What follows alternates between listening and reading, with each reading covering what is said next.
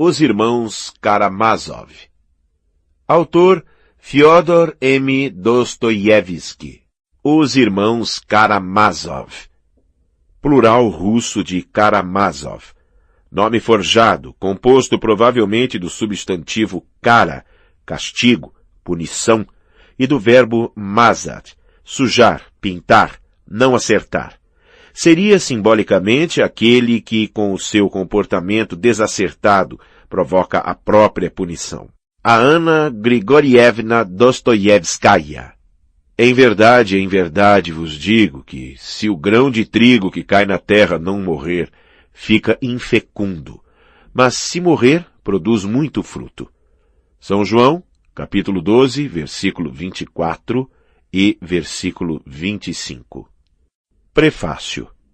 Ao começar a biografia de meu herói, Alexei Fyodorovich, sinto-me um tanto perplexo. Com efeito, se bem que o chame meu herói, sei que ele não é um grande homem. Prevejo também perguntas deste gênero. Em que é notável Alexei Fyodorovich, para que tenha sido escolhido como seu herói? Que fez ele? Quem o conhece e por quê? Tenho eu, leitor, alguma razão para consagrar meu tempo a estudar-lhe a vida? A derradeira pergunta é a mais embaraçosa, porque só lhe posso responder dizendo: talvez o senhor mesmo descubra isso no romance.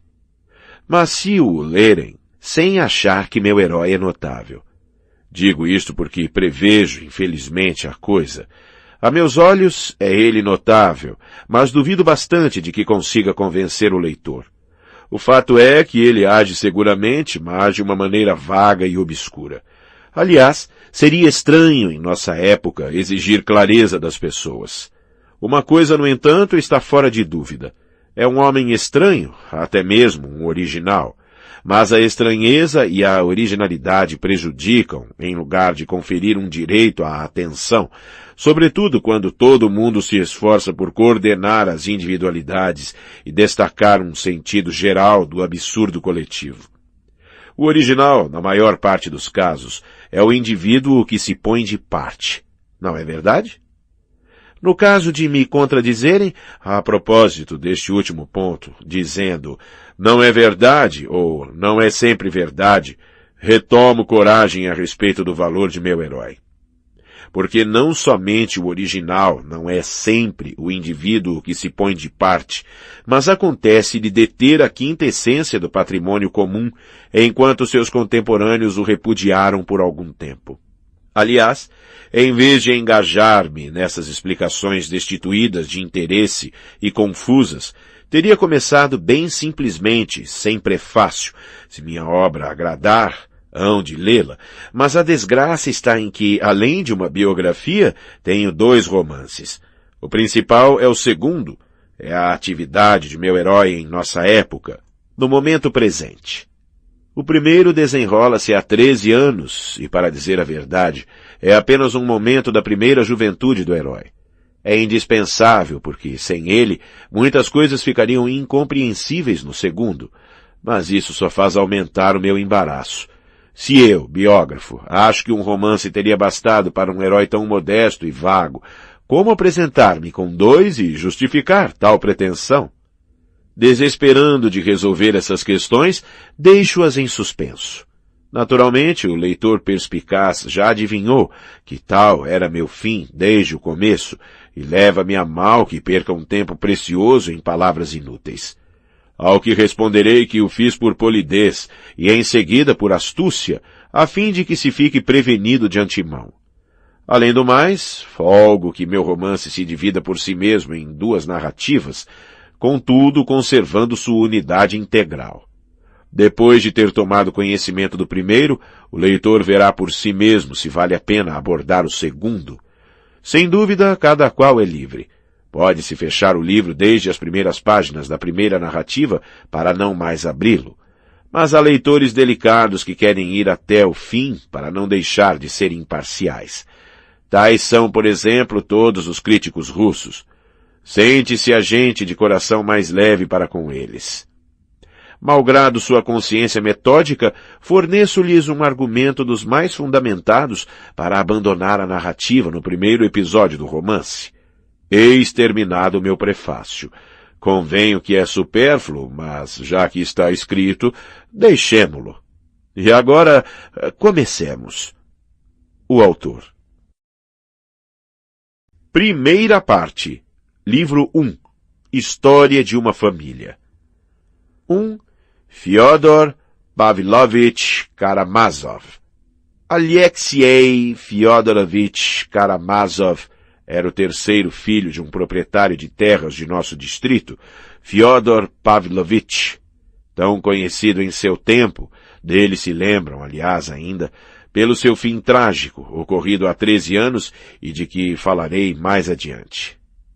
No momento, limitar-me-ei a dizer desse proprietário, chamavam-no assim, se bem que jamais tivesse morado em sua propriedade, que era o tipo estranho, embora bastante frequente, da criatura vil e corrompida, ao mesmo tempo que absurda. Sabia arranjar perfeitamente seus negócios proveitosos, mas nada mais. Fyodor Pavlovich, por exemplo, começou quase do nada. Era um modesto proprietário, gostando muito de jantar em casa dos outros, com fama de parasita.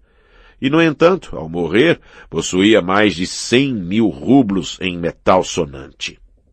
Isso não o impediu de ser, durante sua vida, um dos piores malucos de nosso distrito. Repito-o, não se trata de estupidez. A maior parte desses malucos é bastante inteligente e astuta, mas de extravagância específica e nacional.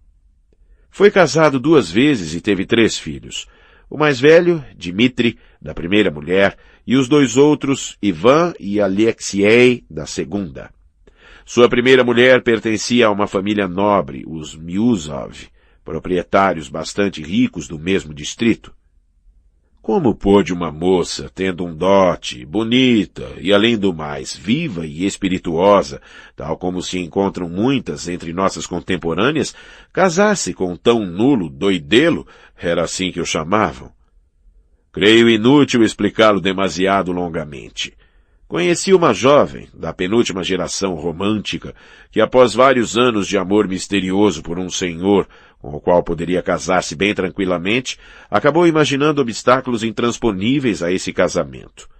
Numa noite de tempestade, precipitou-se do alto de um penhasco, num rio impetuoso e profundo, e pareceu vítima de sua imaginação, unicamente para parecer-se com a Ofélia de Shakespeare. Se aquele penhasco, de que ela gostava particularmente, tivesse sido menos pitoresco ou substituído por uma margem chata e prosaica, não se teria ela, sem dúvida, suicidado. O fato é autêntico, e creio que entre as 2 ou 3 últimas gerações russas houve numerosos casos análogos. Semelhantemente, a decisão que Adelaide Miusova tomou foi sem dúvida o eco de influências estrangeiras, a exasperação de uma alma cativa. Queria talvez afirmar sua independência de mulher, protestar contra as convenções sociais, contra o despotismo de sua família. Sua imaginação complacente pintou-lhe, por um curto momento, Fyodor Pavlovich, malgrado sua reputação de papa-jantares, como uma das personagens mais ousadas e mais maliciosas daquela época em via de melhoramento, quando ele era muito simplesmente um pregador de más peças. O picante da aventura foi um rapto que encantou Adelaide Ivanovna. A situação de Fyodor Pavlovich dispunha-o então a semelhantes proezas. Estava louco por abrir caminho a qualquer preço. Introduzir-se em uma boa família e receber um dote era bastante atraente. Quanto ao amor, não se cuidava disso nem de um lado nem de outro, malgrado a beleza da moça. Esse episódio foi provavelmente único na vida de Fyodor Pavlovich, grande amador do belo sexo a vida inteira, sempre pronto a agarrar-se a qualquer saia, contanto que ela lhe agradasse. Ora, aquela mulher foi a única que não exerceu sobre ele atração nenhuma do ponto de vista sensual. Adelaide Ivanovna não tardou a verificar que só sentia desprezo pelo seu marido. Nessas condições, as consequências do matrimônio não se fizeram esperar. Se bem que a família se tivesse resignado bem depressa ao acontecido e remetido seu dote à fugitiva, uma existência desordenada e cenas contínuas começaram. Conta-se que a jovem senhora mostrou-se muito mais nobre e mais digna do que Fyodor Pavlovitch, que lhe escamoteou desde o começo, como se soube mais tarde, todo o seu capital, 25.000 rublos, de que ela não mais ouviu falar. Durante algum tempo, fez ele tudo para que sua mulher lhe transmitisse, por um documento em boa e devida forma, uma pequena aldeia e uma casa de cidade bastante bonita que faziam parte de seu dote. Teria certamente logrado isso, tanto era o desprezo e desgosto que lhe causava com suas extorsões e exigências descaradas, levando-a por lassidão a dizer sim. Por felicidade, a família dela interveio e refreou a rapacidade de seu marido. É notório que os esposos chegavam frequentemente à troca de pancadas, e pretende-se que não era Fyodor Pavlovitch quem as dava, mas Adelaide Ivanovna, mulher arrebatada, atrevida, morena e irascível, dotada de estupendo vigor. Por fim, abandonou a casa e fugiu com um seminarista que não tinha onde cair morto, deixando a cargo do marido um menino de 3 anos, Mitya. Fyodor Pavlovitch não tardou em transformar sua casa num harém e em organizar pândegas e bebedeiras. Entre mentes, percorria toda a província, lamentando-se com todos da deserção de Adelaide Ivanovna, com pormenores chocantes sobre sua vida conjugal. Disse-ia que achava prazer em representar diante de todo mundo o papel ridículo de marido enganado, em pintar seu infortúnio, carregando as cores.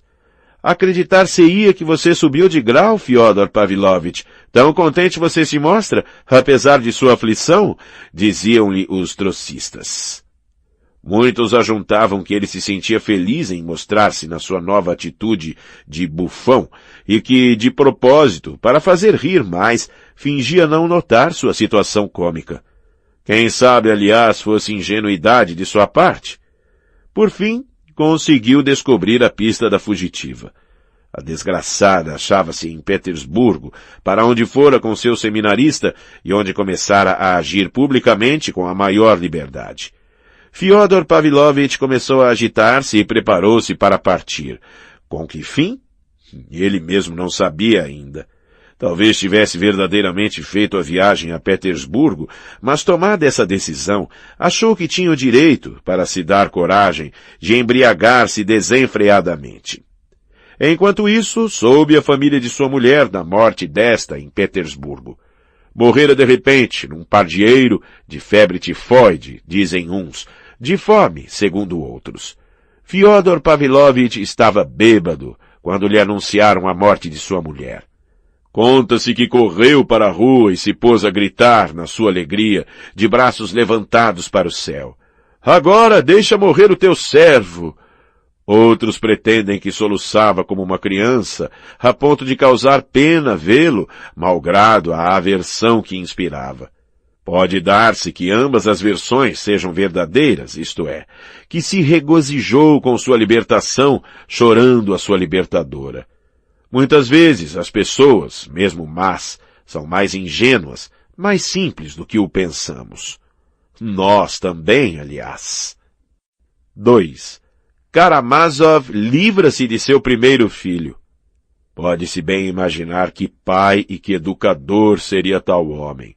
Como era de prever, desinteressou-se totalmente do filho que tivera de Adelaide Ivanovna, não por animosidade ou rancor conjugal, mas simplesmente porque se esquecera dele por completo. Enquanto importunava todos com suas lágrimas e suas queixas e fazia de sua casa um antro de corrupção, foi o pequeno Mitya recolhido por Gregório, um servidor fiel.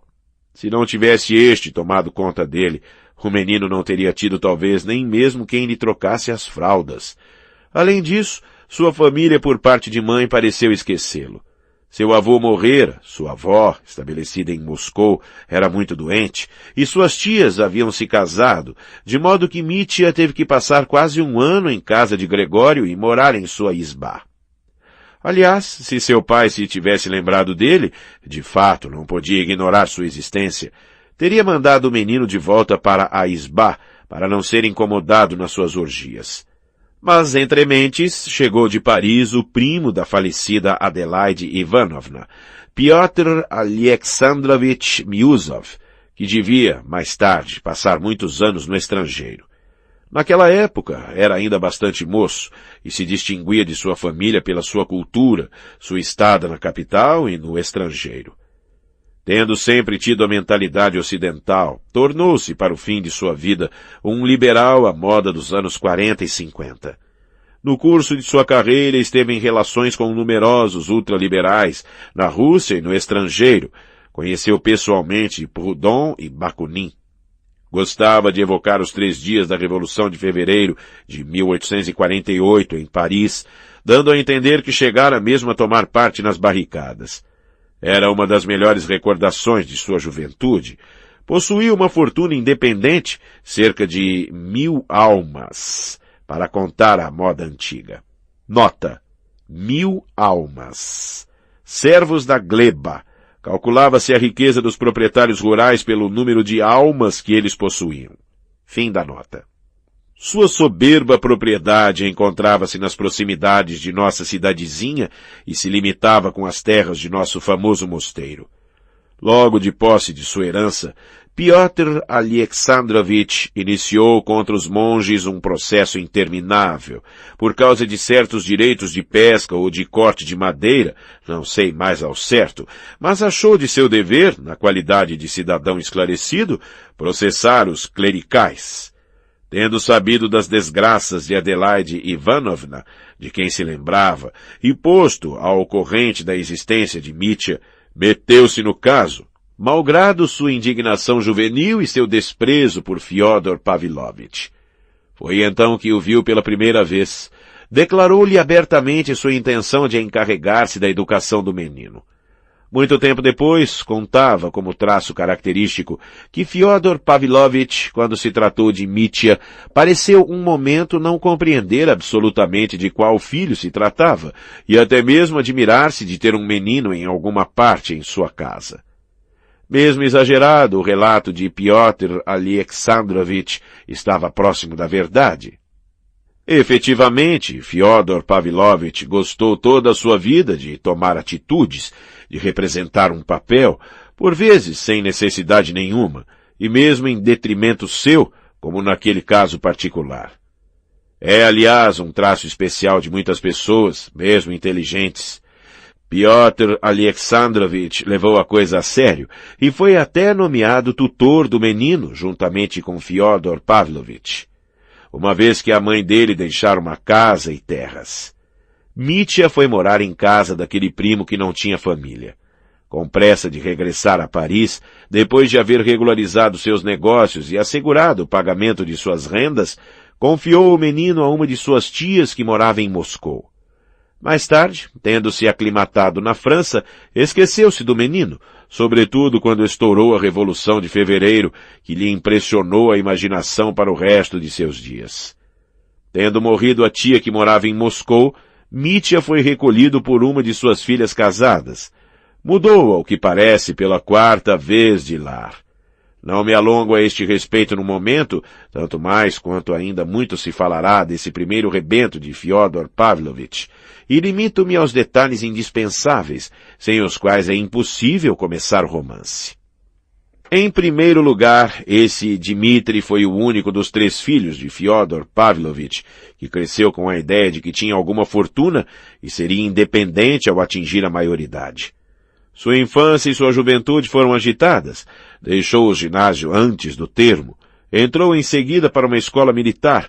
Partiu para o Cáucaso. Serviu ao exército. Foi degradado por haver se batido em duelo. Voltou ao serviço. Entregou-se à orgia. Gastou dinheiro em quantidade. Recebeu dinheiro de seu pai somente quando atingiu a maioridade, mas fizera dívidas enquanto esperava. Só veio a ver pela primeira vez Fyodor Pavlovich depois de sua maioridade, quando chegou à nossa província especialmente para informar-se a respeito de sua fortuna. Seu pai, ao que parece, não lhe agradou desde o começo. Ficou pouco tempo em casa dele e apressou-se em partir, levando certa soma, depois de haver concluído um acordo a respeito das rendas de sua propriedade. Coisa curiosa, nada pôde arrancar de seu pai a respeito de seu rendimento e do valor do domínio. Fyodor Pavlovich notou então, e importa notá-lo, que Mitya fazia de sua fortuna uma ideia falsa e exasperada. Ficou com isto muito contente, tendo em vista seus interesses particulares. Concluiu de tudo que o rapaz era estouvado, arrebatado, de paixões vivas, um boêmio ao qual bastava dar um osso a roer para acalmá-lo até nova ordem. Fyodor Pavlovich explorou a situação, limitando-se a largar de tempos em tempos pequenas somas, até que um belo dia, 4 anos depois, Mitya, perdida a paciência, reapareceu na localidade para exigir uma regularização de contas definitiva. Para estupefação sua, aconteceu que não possuía mais nada. Era mesmo difícil verificar as contas. Já havia recebido em espécie de Fyodor Pavlovich o valor total de seus bens. Talvez mesmo viesse a ser seu devedor. De acordo com tal e tal arranjo, concluído em tal e tal data, não tinha o direito de reclamar mais, etc. O rapaz ficou consternado, suspeitou da falsidade, da fraude. Ficou fora de si, quase perdeu a razão. Esta circunstância provocou a catástrofe, cuja narrativa forma o assunto de meu primeiro romance, ou antes, seu quadro exterior. Mas antes de iniciar o dito romance, é preciso falar ainda dos 2 outros filhos de Fyodor Pavlovich e explicar-lhes a proveniência. 3. Novo casamento e novos filhos. Fyodor Pavlovich, depois de livrar-se do pequeno Mitya, contratou em breve um segundo casamento, que durou 8 anos. Escolheu por esposa desta segunda vez também uma mulher bastante jovem, de uma outra província, aonde tinha ido em companhia de um judeu para tratar de um pequeno negócio. Embora boêmio, bêbado e debochado, nunca deixava de ocupar-se com a boa colocação de seu capital e arranjava quase sempre bem os seus negócios, mas quase sempre desonestamente. Sofia Ivanovna, órfã desde a infância, filha de um obscuro diácono, vivera na opulenta casa de sua benfeitora, a viúva, altamente colocada, do general Vorokov, que a educava e a maltratava. Ignoro os detalhes, ouvi simplesmente dizer que a moça, doce, paciente e cândida, tentara enforcar-se, pendurando-se num prego, na despensa, tão farta estava dos caprichos e das eternas censuras daquela velha, não má no íntimo, mas a quem sua ociosidade tornava insuportável. Fyodor Pavlovich pediu sua mão. Tomaram informações a seu respeito e despacharam-no. Como por ocasião de seu primeiro casamento, propôs então a órfã raptá-la. Muito provavelmente teria ela recusado tornar-se sua esposa se tivesse tido melhores informações a seu respeito, mas isto se passava em outra província. Que podia, aliás, compreender uma moça de 16 anos, senão que valia mais lançar-se à água do que ficar em casa de sua benfeitora. Foi assim que a infeliz substituiu sua benfeitora por benfeitor. Desta vez, Fyodor Pavlovich não recebeu um vintém, porque a generala, furiosa, nada dera, a não ser sua maldição. De resto, não contava ele com o dinheiro. A beleza notável da moça e, sobretudo, sua candura tinham-no encantado.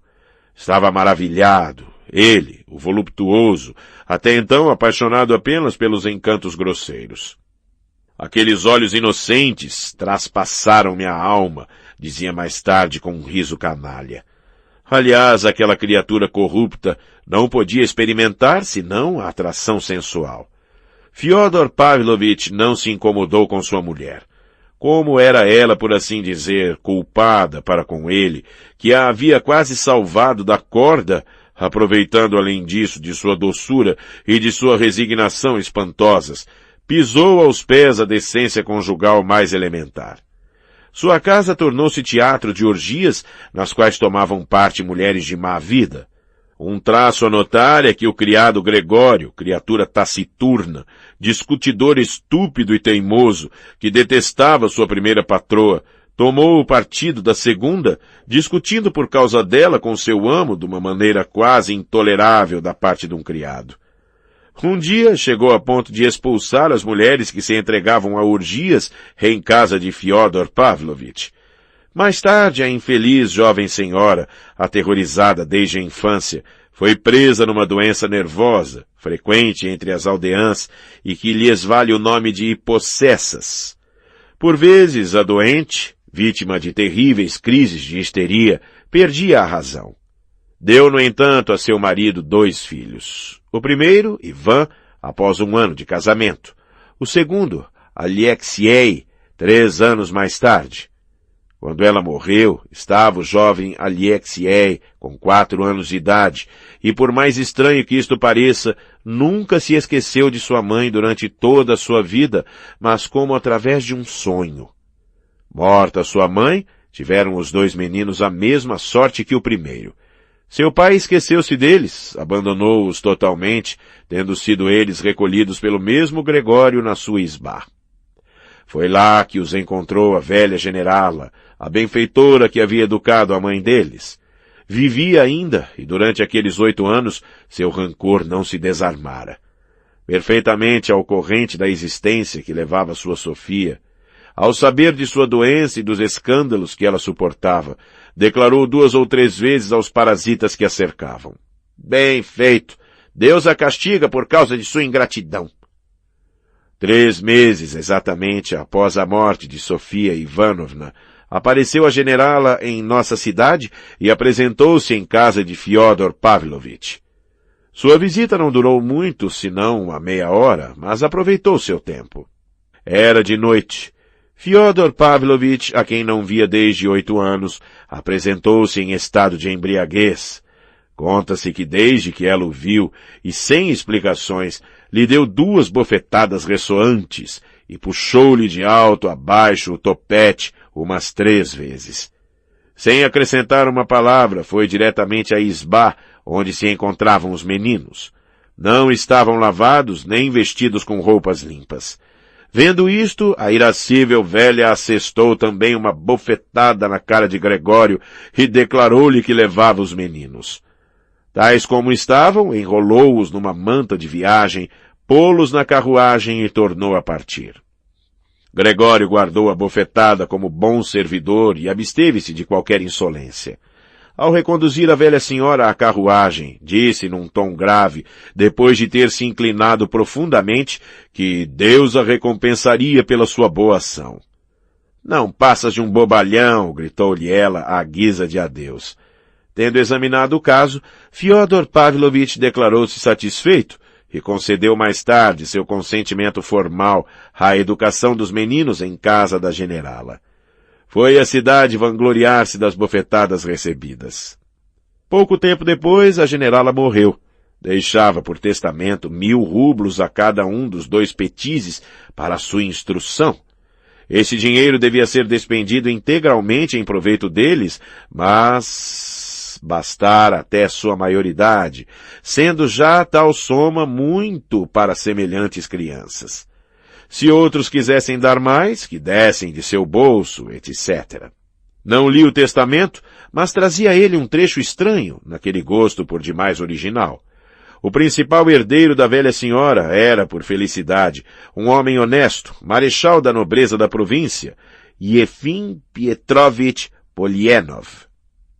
Tendo compreendido pelas cartas de Fyodor Pavlovich que dele nada retiraria para a educação de seus filhos, contudo este último nunca recusava categoricamente, mas arrastava as coisas indefinidamente, fazendo por vezes sentimentalismo, interessou-se pelos órfãos e concebeu afeição especial pelo caçula, que ficou muito tempo na sua família.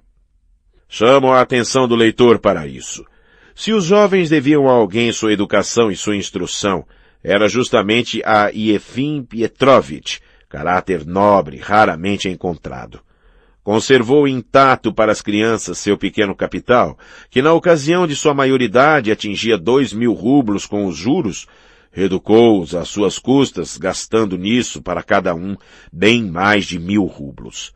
Não farei agora um relato detalhado da infância e da juventude deles, limitando-o às principais circunstâncias. O mais velho, Ivan, tornou-se um adolescente sombrio e fechado, nada tímido, mas compreendera bem cedo que seu irmão e ele cresciam em casa de estranhos, de graça, que tinham como pai um indivíduo que lhes causava vergonha e etc. Esse rapaz mostrou, desde sua mais tenra idade, pelo que se conta, pelo menos, brilhantes capacidades para o estudo. Com a idade de cerca de 13 anos, deixou a família de Yefim Pietrovitch para seguir os cursos de um ginásio de Moscou e tomar pensão em casa de um famoso pedagogo, amigo de infância de seu benfeitor. Mais tarde, Ivan contava que Yefim Pietrovitch fora inspirado por seu ardor pelo bem e pela ideia de que um adolescente genialmente dotado devia ser educado por um educador genial. De resto, nem seu protetor, nem o educador de gênio existiam mais, quando o rapaz entrou para a universidade. Não tendo Yefim Pietrovitch tomado bem as suas disposições, e como o pagamento do legado da generala ia se arrastando, em consequência de diversas formalidades e retardamentos inevitáveis entre nós, o rapaz viu-se em apertos nos seus 2 primeiros anos de universidade, obrigado a ganhar sua vida enquanto fazia seus estudos. É preciso notar que então não tentou de modo algum corresponder-se com seu pai, talvez por altivez, por desdém para com ele, talvez também o frio cálculo de sua razão lhe demonstrasse que nada tinha a esperar dele.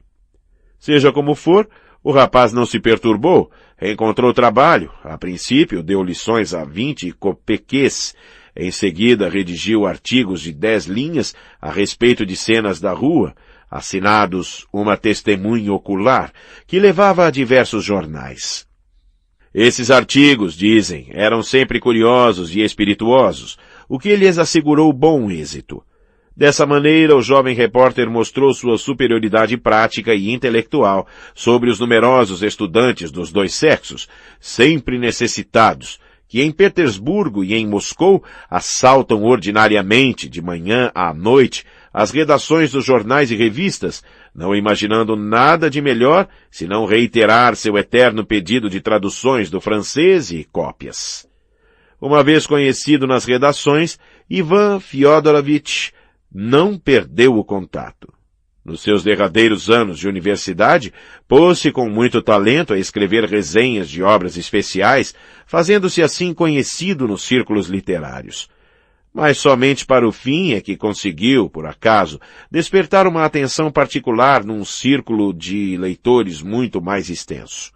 O caso era bastante curioso.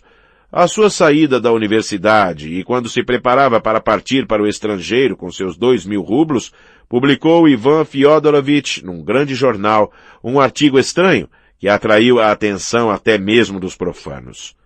O assunto era-lhe aparentemente desconhecido, uma vez que seguira os cursos de ciências naturais, e o artigo tratava a questão dos tribunais eclesiásticos, suscitada então por toda a parte. Examinando algumas opiniões emitidas a respeito dessa matéria, expunha igualmente suas opiniões pessoais. O que impressionava era o tom e o inesperado da conclusão. Ora, muitos eclesiásticos tinham o autor como seu partidário. Por outra parte, os leigos, bem como os ateus, aplaudiam suas ideias. Afinal de contas, algumas pessoas decidiram que o artigo inteiro não passava de uma desavergonhada mistificação. Se menciono esse episódio é sobretudo porque o artigo em questão chegou até o nosso famoso mosteiro, onde havia interesse pela questão dos tribunais eclesiásticos, e ali provocou grande perplexidade. Uma vez conhecido o nome do autor, o fato de ser originário de nossa cidade e filho daquele mesmo Fyodor Pavlovitch aumentou o interesse. Pela mesma época apareceu o autor em pessoa. Por que Ivan Fyodorovitch viera à casa de seu pai? Já perguntava eu então a mim mesmo, lembro-me com certa inquietude. Aquela chegada tão fatal, que engendrou tantas consequências, permaneceu por muito tempo inexplicada para mim. Na verdade, era estranho que um jovem tão sábio, de aparência tão altiva e tão reservada, aparecesse numa casa tão escandalosa, em casa de tal pai.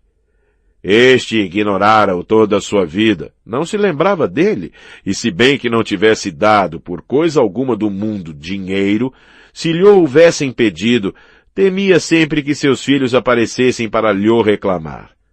E eis que o rapaz se instala na casa de tal pai, passa junto com ele 1 mês, depois 2, e se entendem maravilhosamente. Não fui eu o único a espantar-me com tal acordo.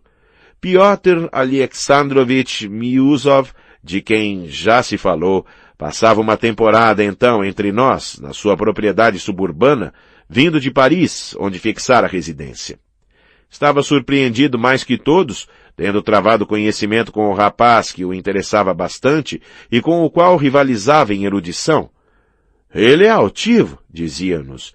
Saberá sempre arranjar-se. Desde agora tem com que partir para o estrangeiro. Que faz ele aqui? Todos sabem que não veio cá procurar seu pai para pedir dinheiro, que aquele lhe o recusaria, aliás. Não gosta de beber, nem de requestar mulheres. No entanto, o velho não pode passar sem ele, de tal modo estão de acordo. Era verdade. O jovem exercia visível influência sobre o velho, que por vezes o atendia, se bem que muito teimoso e caprichoso. Começou mesmo a comportar-se mais decentemente. Soube-se mais tarde que Ivan chegara igualmente por causa da demanda e dos interesses de seu irmão mais velho, Dmitri, que ele viu pela primeira vez nessa ocasião, mas com o qual já se correspondia a respeito de um negócio importante. Falar-se-á disso pormenorizadamente a seu tempo. Mesmo quando fiquei ao corrente, pareceu-me Ivan Fyodorovitch enigmático e sua chegada à nossa cidade difícil de explicar. Acrescentarei que ele mantinha papel de árbitro e de reconciliador entre seu pai e seu irmão mais velho, então totalmente desavindos, tendo este último intentado mesmo uma ação na justiça. Pela primeira vez, repito-o, essa família, da qual certos membros nunca se tinham visto, achou-se reunida. Somente o caçula, Alexei, morava entre nós havia já 1 ano. É difícil falar dele neste preâmbulo, antes de pô-lo em cena no romance. Devo, no entanto, estender-me a seu respeito para elucidar um ponto estranho, isto é, que meu herói aparece, desde a primeira cena, sob o hábito de um noviço. Havia 1 ano, com efeito, que morava em nosso mosteiro e se preparava para ali passar o resto de seus dias. 4. O terceiro filho, Alyosha. Tinha 20 anos. Seus irmãos, Ivan e Dmitri, estavam então, respectivamente, com 24 e 28 anos. Devo prevenir que esse jovem, Alyosha, não era absolutamente um fanático, nem mesmo, pelo que creio, um místico. Na minha opinião, era simplesmente um filantropo na dianteira do seu tempo, e se escolher a vida monástica, era porque então somente ela o atraía e representava para ele a ascensão ideal para o amor radioso de sua alma, liberta das trevas e do ódio daqui embaixo. Atraía-o essa via unicamente porque havia nela encontrado um ser excepcional a seus olhos, o nosso famoso Starets Zosima, ao qual se ligara com todo o fervor noviço de seu coração sedento. Nota: Starets Zosima, monge idoso e pobre, respeitado pela sua bondade e sabedoria. Fim da nota. Convenho que era ele já bastante estranho, tendo isso começado desde o berço. Já contei que, tendo perdido sua mãe aos 4 anos, dela se lembrou toda a sua vida, de seu rosto, de suas carícias, como se eu a visse viva. Semelhantes recordações podem persistir, cada qual sabe, mesmo numa idade mais tenra, mas não permanecem como pontos luminosos nas trevas, como o fragmento de um imenso quadro que tivesse desaparecido. Era o caso para ele. Lembrava-se de uma suave noite de verão, da janela aberta aos raios oblíquos do sol poente. A um canto do quarto, uma imagem santa com a lâmpada acesa, e diante da imagem, sua mãe ajoelhada, soluçando como numa crise de nervos, lançando gemidos e exclamações. Ela o tomara em seus braços, apertando-o a ponto de sufocá-lo, e implorava por ele à Santa Virgem, afrouxando seu amplexo para empurrá-lo para a imagem como a pô-lo sob sua proteção. Mas a ama acorre e arranca-o, apavorada, dos braços de sua mãe. Tal era a cena. Alyosha lembrava-se do rosto de sua mãe, exaltado, mas sublime, segundo suas recordações. Mas não gostava de falar disso.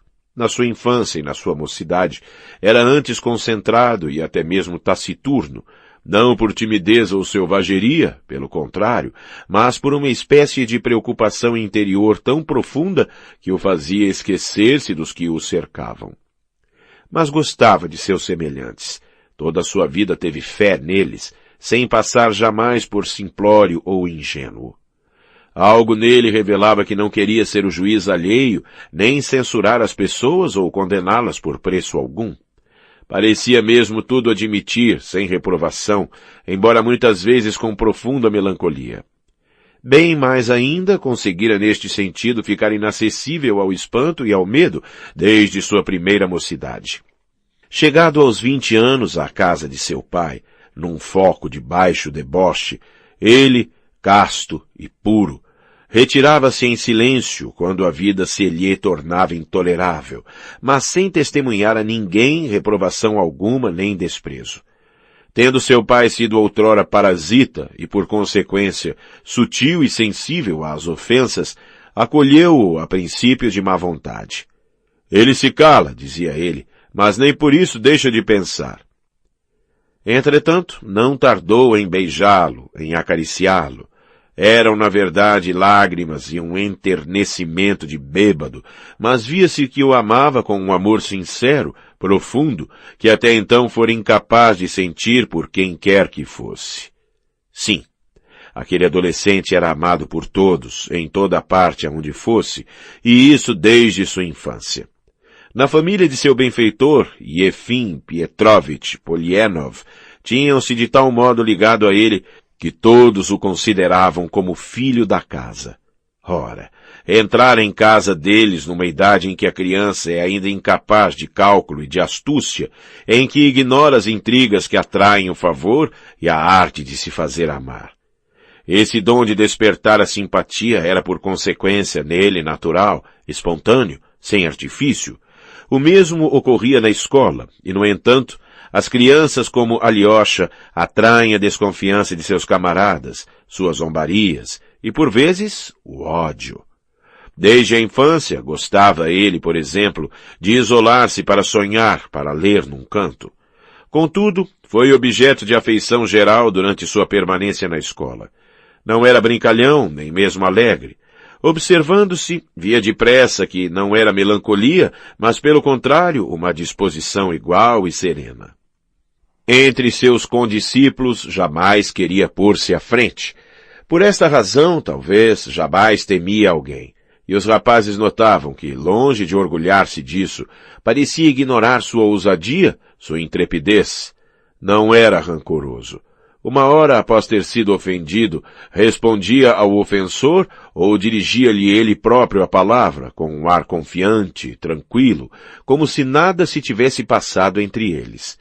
Não parecia então ter esquecido a ofensa ou decidido perdoá-la, mas não se considerava ofendido, e isto fazia com que conquistasse o coração dos meninos. Um só traço de seu caráter incitava frequentemente todos os seus camaradas a zombarem dele, não por maldade, mas por divertimento. Era de um pudor, de uma castidade exaltada, feroz. Não podia suportar certas palavras e certas conversas a respeito de mulheres. Essas certas palavras e conversas são infelizmente tradicionais nas escolas.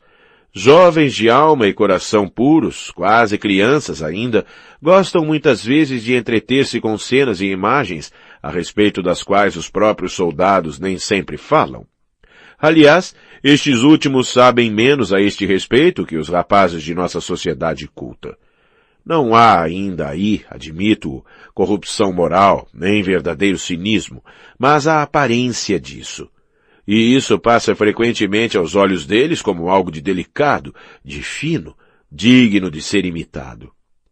Vendo Alyosha Karamazov tapar rapidamente os ouvidos quando se falava daquilo, formavam por vezes círculos em redor dele, afastavam suas mãos à força e gritavam-lhe obscenidades. Alexei debatia-se, deitava-se no chão, ocultando o rosto. Suportava a ofensa em silêncio e sem se zangar. Por fim, deixavam-no em repouso, cessavam de chamá-lo de mocinha, sentiam mesmo compaixão por ele. Na classe era um dos melhores alunos, mas nunca obteve o primeiro lugar. Após a morte de Iefim Pietrovitch, Alyosha passou ainda 2 anos no ginásio. A viúva partiu em breve para uma longa viagem à Itália, com toda a sua família, que se compunha de mulheres. O rapaz foi morar em casa de parentes afastados do defunto, 2 senhoras que ele jamais vira. Ignorava as condições. Era, aliás, nele um traço bastante característico, o jamais inquietar-se à custa de quem vivia. A este respeito, era totalmente o contrário de seu irmão mais velho, Ivan, que conhecera a pobreza nos seus 2 primeiros anos de universidade, vivendo de seu trabalho, e que havia sofrido, desde sua infância, por ter de comer o pão de um benfeitor.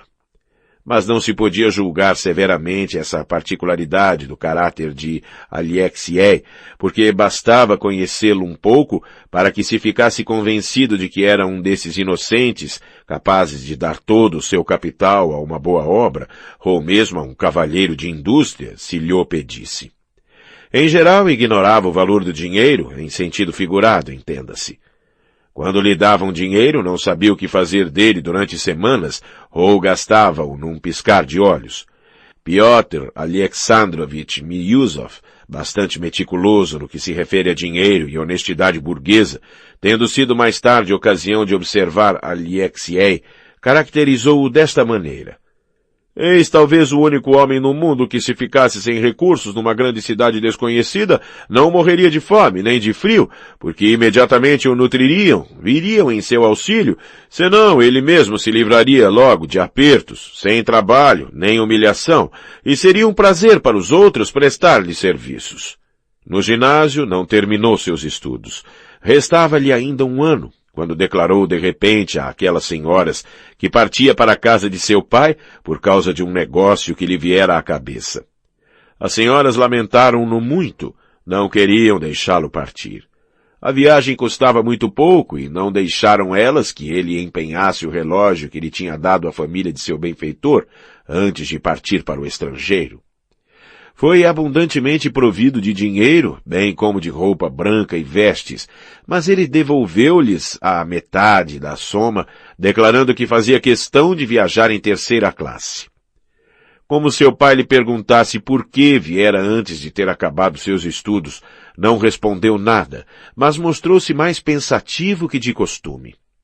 Em breve verificou-se que ele procurava o túmulo de sua mãe. Confessou mesmo não ter vindo senão para isso, mas não era provavelmente a única causa de sua chegada.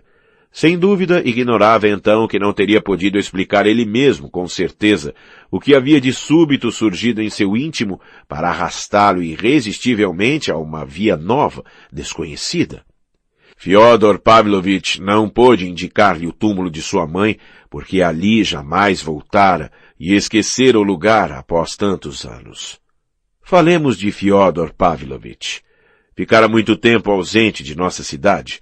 3 ou 4 anos após a morte de sua segunda mulher, partiu para o sul da Rússia e chegou por fim a Odessa, onde passou vários anos. Travou conhecimento, segundo suas próprias palavras, com muitos judeus, judias e judotes de toda a Laia, e acabou por ser recebido não só em casa dos judeus, mas também em casa dos israelitas. É preciso crer que durante esse período aperfeiçoara a arte de juntar e de subtrair dinheiro. Reapareceu em nossa cidade 3 anos somente antes da chegada de Alyosha. Seus antigos conhecidos acharam-no bastante envelhecido, se bem que não fosse muito idoso. Mostrou-se mais descarado do que nunca. O antigo bufão experimentava agora a necessidade de rir à custa dos outros. Gostava de frequentar os bordéis de uma maneira mais repugnante do que outrora, e graças a ele novos cabarés abriram-se em nosso distrito. Atribuíam-lhe um capital de 100.000 rublos ou quase, e dentro em breve muitas pessoas tornaram-se seus devedores em troca de sólidas garantias. Nos últimos tempos ficara enrugado, começava a perder o equilíbrio temperamental e o controle de si mesmo. Caiu numa espécie de idiotismo, começando por uma coisa e acabando por outra, incapaz de concentrar-se e embriagando-se cada vez mais. Sem aquele mesmo criado, Gregório, que havia também envelhecido muito e o vigiava, por vezes, como um guia, a existência de Fyodor Pavlovitch teria sido eriçada de dificuldades. A chegada de Alyosha influiu sobre ele do ponto de vista moral, e recordações, que dormiam desde muito tempo, despertaram-se na alma daquele velho prematuro. Sabes, repetia ele a seu filho, observando-o, que te pareces com a endemoniada? Era assim que chamava sua segunda mulher. Foi o criado Gregório quem indicou a Alyosha o túmulo da endemoniada. Conduziu-o ao cemitério, mostrou-lhe num canto afastado uma placa de ferro fundido, modesta, mas decente, em que estavam gravados o nome, a condição, a idade da defunta com a data de sua morte. Embaixo figurava uma quadra, como se lê frequentemente sobre o túmulo das pessoas da classe média. Coisa de espantar. Aquela laje era obra de Gregório. Fora ele que a colocara, às suas custas, sobre o túmulo da pobre endemoniada, depois de ter muitas vezes importunado seu patrão com suas alusões. Este partira, afinal, para Odessa, dando de ombros a respeito de túmulos e de todas as suas recordações. Alyosha não mostrou nenhuma emoção especial diante do túmulo de sua mãe. Prestou atenção ao relato grave que lhe fez Gregório a respeito da colocação da laje, permaneceu curvado e retirou-se sem ter pronunciado uma palavra. Depois não voltou mais ao cemitério, talvez por um ano inteiro. Mas esse episódio produziu em Fyodor Pavlovitch um efeito bastante original. Pegou 1000 rublos e levou-os ao nosso mosteiro para o repouso da alma de sua mulher, não a segunda, a endemoniada, mas a primeira, aquela que lhe batia.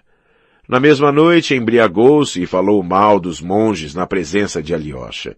Ele próprio estava longe de ter sentimentos religiosos. Talvez jamais tivesse posto uma vela de 5 copequês diante de uma imagem. Os sentimentos e o pensamento de semelhantes indivíduos têm por vezes impulsos tão bruscos quanto estranhos. Já disse que ele havia ficado bastante enrugado. Sua fisionomia trazia então os traços reveladores da existência que levara. As pequenas bolsas que pendiam sob seus olhinhos sempre descarados, desconfiados, maliciosos, as rugas profundas que sulcavam em sua cara gorda, vinha juntar-se sob seu queixo pontudo, um gordo pomo de Adão, carnudo, que lhe dava o ar de um luxurioso repelente. Juntai a isto uma larga boca de carniceiro, de lábios entumecidos, em que apareciam os cacos enegrecidos de seus dentes apodrecidos. Espalhava saliva toda vez que falava. De resto, gostava de zombar de sua figura, se bem que ela lhe agradasse, sobretudo seu nariz, não muito grande, mas bastante reduzido e curvo. Um verdadeiro nariz romano, dizia ele. Com o meu pomo de Adão, dir-se-ia um perfeito patrício da decadência. Orgulhava-se disso. Algum tempo depois da descoberta do túmulo de sua mãe, declarou-lhe Alyosha, inesperadamente, que queria entrar para o convento onde os monges estavam dispostos a admiti-lo como noviço. Acrescentou que era seu mais caro desejo e que lhe implorava o consentimento paterno. O velho já sabia que o Stariets Zosima produzira sobre seu manso rapaz uma impressão particular. Esse Stariets é seguramente entre eles um monge mais honesto, declarou, depois de ter ouvido Alyosha, num silêncio pensativo, mas sem se espantar com o pedido dele. Eis onde queres ir, meu manso rapaz. Estava meio bêbado. Abria-se no seu rosto um sorriso de ébrio, marcado de astúcia e finura. Previa que irias chegar a isso, imagina tu. Era bem isso que tinhas em vista. Pois bem, seja. Tens 2000 rublos, será teu dote. Quanto a mim, meu anjo, não te abandonarei nunca, e pagarei por ti o que for preciso, se o pedirem. Se não, de que serve tomarmos compromisso, não é verdade? Precisas de tanto dinheiro quanto de alpiste um canário. Sabes, há um convento com um lugarejo nos arredores da cidade, habitado, como ninguém o ignora, pelas esposas dos monges. É assim que as chamam. São umas 30, creio. Visitei-o. É interessante no seu gênero. Interrompe a monotonia. Por desgraça, só se encontram ali russas, nem uma francesa. Poder-se-ia tê-las, não faltam fundos para isso. Quando o souberem, virão. Aqui não há mulheres, mas 200 monges. Jejuam conscientemente. Convenho. Com que então queres fazer-te monge? Causas-me dó, Alyosha. Na verdade, tinha-te criado afeição. Aliás, eis uma boa ocasião. Reza por nós, pecadores de consciência sobrecarregada. Tenho muitas vezes perguntado a mim mesmo, quem rezará um dia por mim? Meu querido rapaz, sou totalmente ignorante a este respeito. Talvez o saibas, não? Totalmente. Mas vês, malgrado minha estupidez, reflito por vezes. Penso que os diabos me arrastarão com toda a certeza com os seus ganchos após a minha morte. E digo a mim mesmo, de onde vêm esses ganchos? De que são? De ferro? Onde os forjam? Será que eles possuem uma fábrica? Os religiosos, por exemplo, estão convencidos de que o inferno tem teto. Ora, tenho muita vontade de acreditar no inferno, mas sem teto é mais delicado, mais iluminado, como entre os luteranos. No fundo, não será a mesma coisa, com ou sem teto? Eis a dificuldade. Ora, se não há teto, então não há ganchos. Mas seria incrível. Quem me arrastaria então com ganchos? Porque se não me arrastarem, onde estaria a justiça neste mundo? Seria preciso inventar esses ganchos, especialmente para mim só. Se soubesses, Alyosha, que descarado sou eu. Não há ganchos lá, declarou Alyosha em voz baixa, olhando seriamente para seu pai. Ah, só há sombras de ganchos. Sei. Era assim que um francês descrevia o inferno. J'ai vu l'ombre d'un cocher cuit avec l'ombre d'un bressé, frottai l'ombre d'un carrosse. Nota da tradução. Vi a sombra de um cocheiro que, com a sombra de uma escova, esfregava a sombra de uma carruagem. Versos tirados de uma paródia do livro sexto da Eneida, pelos irmãos Perrault, em 1646. Fim da nota. Donde sabes tu, meu caro, que não há ganchos? Uma vez entre os monges, mudarás de tom. Mas afinal, parte, vai destrinçar a verdade e vem informar-me. Será mais fácil ir para o outro mundo, sabendo o que lá se passa. Será mais conveniente para ti estar entre os monges do que em minha casa, velho bêbado, com mulheres. Se bem que estejas, como um anjo, acima de tudo isso. Talvez o mesmo aconteça lá, e se te deixo ir, é que conto com isso. Não és tolo. Teu ardor se extinguirá e voltarás curado. Quanto a mim, esperar-te-ei, porque sinto que és o único neste mundo que não me censurou, meu querido rapaz. Não posso deixar de senti-lo. E pôs-se a choramingar. Estava sentimental. Sim, era mau e sentimental. 5.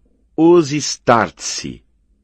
O leitor imaginará talvez que o meu herói fosse um indivíduo doentio e estático, um pálido sonhador, macilento, atacado de tuberculose.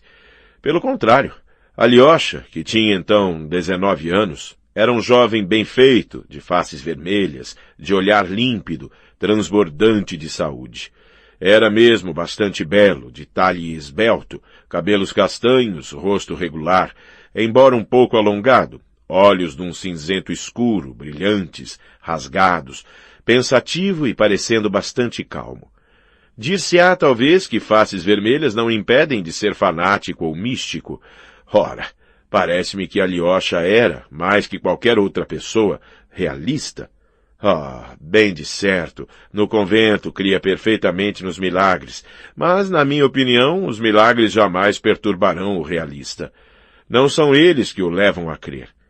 Um verdadeiro realista, se é incrédulo, encontra sempre em si a força e faculdade de não crer mesmo no milagre, e se este último se apresenta como um fato incontestável, duvidará de seus sentidos em vez mesmo de admitir o fato.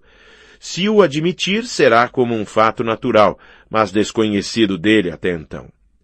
No realista, a fé não nasce do milagre, mas o milagre da fé. se o realista adquire a fé, deve necessariamente, em virtude de seu realismo, admitir também o milagre. O apóstolo Tomé declarou que não acreditaria enquanto não visse. Em seguida diz, meu Senhor e meu Deus. Fora o milagre que o obrigara a crer? Muito provavelmente não, mas ele acreditava unicamente porque desejava crer. Talvez tivesse já a fé inteira nas dobras ocultas de seu coração, mesmo quando declarava, só acreditarei depois que tiver visto. Dir-se-á talvez que Alyosha era obtuso, pouco desenvolvido, que não terminara seus estudos. Este último fato é exato, mas seria bastante injusto dizer que fosse ele obtuso ou estúpido. Repito o que já disse. Escolhera aquela via unicamente porque somente ela o atraía então e representava a ascensão ideal para a luz de sua alma desprendida das trevas. Além disso, era aquele rapaz da época mais recente, isto é, leal, ávido de verdade, procurando-a com fé, e uma vez encontrada, querendo dela participar com toda a força de sua alma, querendo realizações imediatas e pronto a tudo sacrificar com este fim, até mesmo sua vida. Entretanto, esses rapazes não compreendem, desgraçadamente, que sacrificar sua vida é a coisa mais fácil em muitos casos, ao passo que consagrar, por exemplo, 5 ou 6 anos de sua bela mocidade ao estudo e à ciência, não fosse senão para decuplicar suas forças a fim de servir à verdade e atingir o fim proposto, é um sacrifício que os ultrapassa. Alyosha só fizera escolher a via oposta a todas as outras, mas com a mesma sede de realização imediata. Logo que se convenceu, após sérias reflexões, de que Deus e a imortalidade existem, disse a si mesmo naturalmente, quero viver para a imortalidade, não admito compromissos. Igualmente, se tivesse concluído que não há nem Deus nem imortalidade, ter-se-ia tornado imediatamente ateu e socialista, porque o socialismo não é apenas a questão operária ou do quarto estado, mas é sobretudo a questão do ateísmo, de sua encarnação contemporânea, a questão da Torre de Babel, que se construiu sem Deus, não para atingir os céus da terra, mas para abaixar os céus até a terra. Parecia estranho e impossível a Alyosha viver como antes. Está dito, abandona tudo quanto tens e segue-me se queres ser perfeito. Alyosha dizia a si mesmo, não posso dar um lugar de tudo, 2 rublos, e em lugar de segue-me, ir somente à missa. Entre as recordações de sua tenra infância, lembrava-se talvez de nosso mosteiro, aonde sua mãe talvez o levara para assistir aos ofícios. Talvez tivesse ali sofrido a influência dos raios oblíquos do sol poente, diante da imagem para a qual o voltava sua mãe, a endemoniada. Chegou entre nós pensativo, unicamente para ver se tratava aqui de tudo ou somente de 2 rublos, e encontrou no convento aquele Starets. Era o Starets Zosima, como já o expliquei acima. Seria preciso dizer algumas palavras a propósito dos Startse nos nossos mosteiros, e lamento não ter neste domínio toda a competência necessária. Tentarei, no entanto, fazê-lo a grandes traços. Os especialistas competentes asseguram que a instituição dos Startse apareceu nos mosteiros russos em época recente, há menos de um século, quando em todo o Oriente Ortodoxo, sobretudo no Sinai e no Monte Athos, existe ela desde bem mais de 1000 anos. Pretende-se que os Startse existiam na Rússia em tempos bastante antigos, ou que deveriam ter existido, mas que em consequência das calamidades que sobrevieram, o jugo tártaro, as perturbações, a interrupção das antigas relações com o Oriente, após a queda de Constantinopla, essa instituição se perdeu entre nós e os Startse desapareceram. Foi ressuscitada por um dos maiores ascetas, Paisi Vielitchekovsky, e por seus discípulos, mas até o presente, após um século, existe ela em muito poucos conventos, e foi mesmo, ou pouco faltou, alvo de perseguições, como uma inovação desconhecida na Rússia. Florescia sobretudo no famoso eremitério de Kozilskaya Optinaya. Ignoro quando e por quem foi ela implantada em nosso mosteiro, mas já se haviam sucedido ali 13 Startse, dos quais Zosima era o último.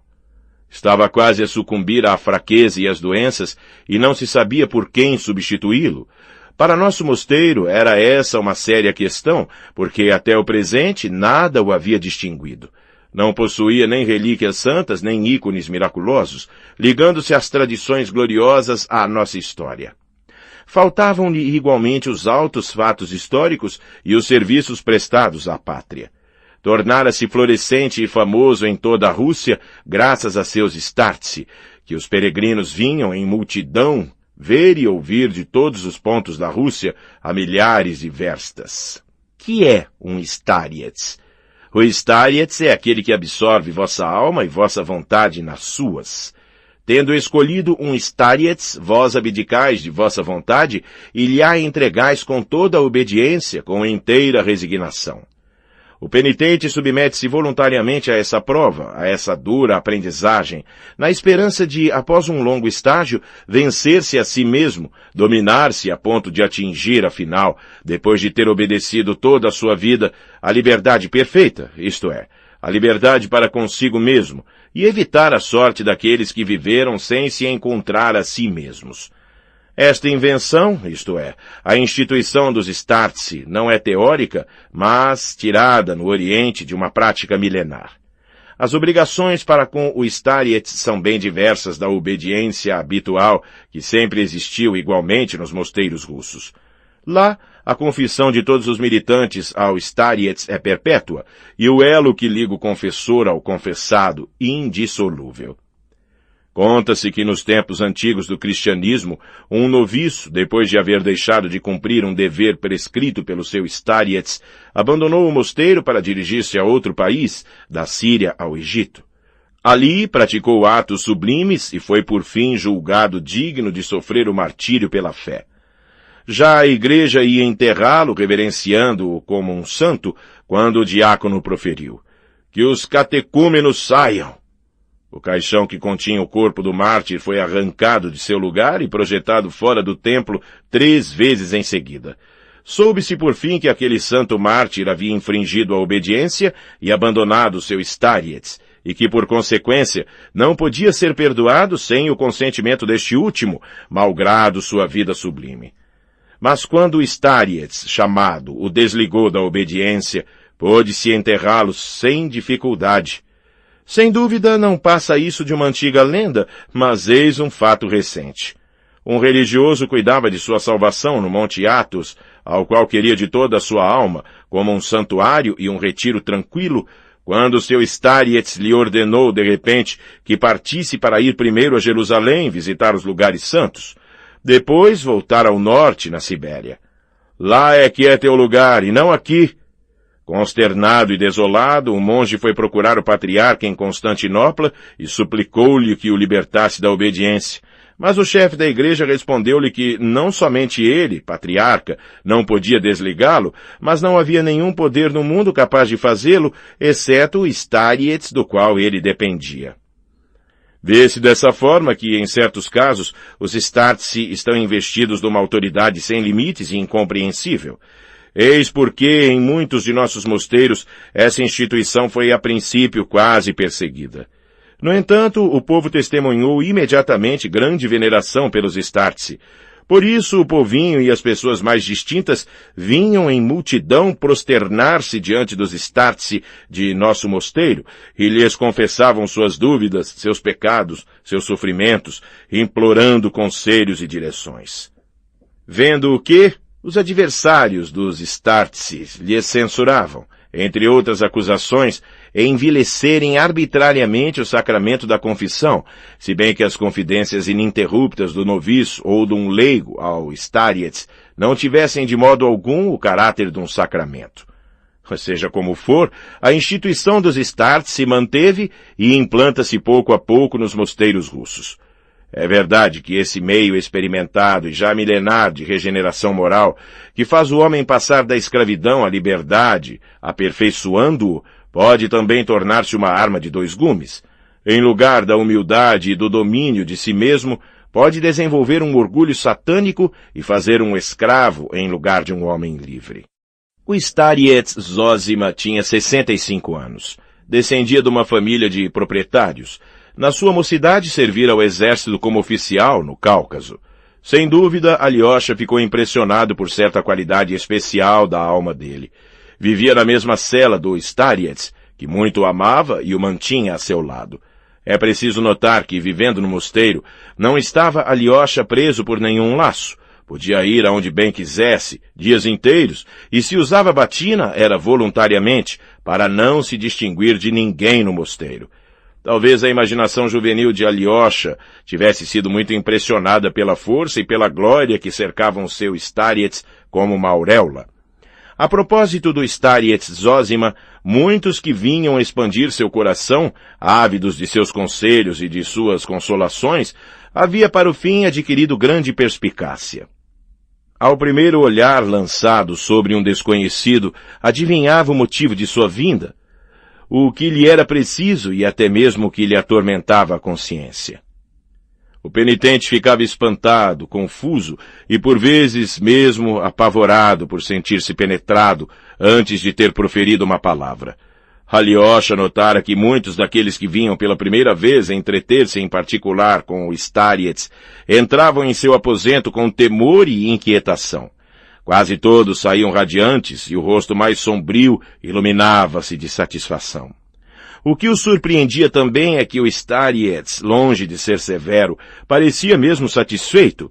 Os monges diziam dele que se ligava aos mais pecadores e os estimava na proporção de seus pecados. Mesmo para o fim de sua vida, contava o Starets entre os monges inimigos e invejosos, mas seu número diminuía, se bem que figurassem nele personalidades importantes do convento. Tal era um dos mais antigos religiosos, por demais taciturno e jejuador extraordinário. No entanto, a grande maioria era partidária do Starets Zósima, e muitos o amavam sinceramente, de todo o seu coração. Alguns lhe eram mesmo ligados quase fanaticamente. Estes diziam, mas em voz baixa, que era um santo, de certo, e prevendo seu fim próximo, aguardavam imediatos milagres que espalhariam grande glória sobre o mosteiro.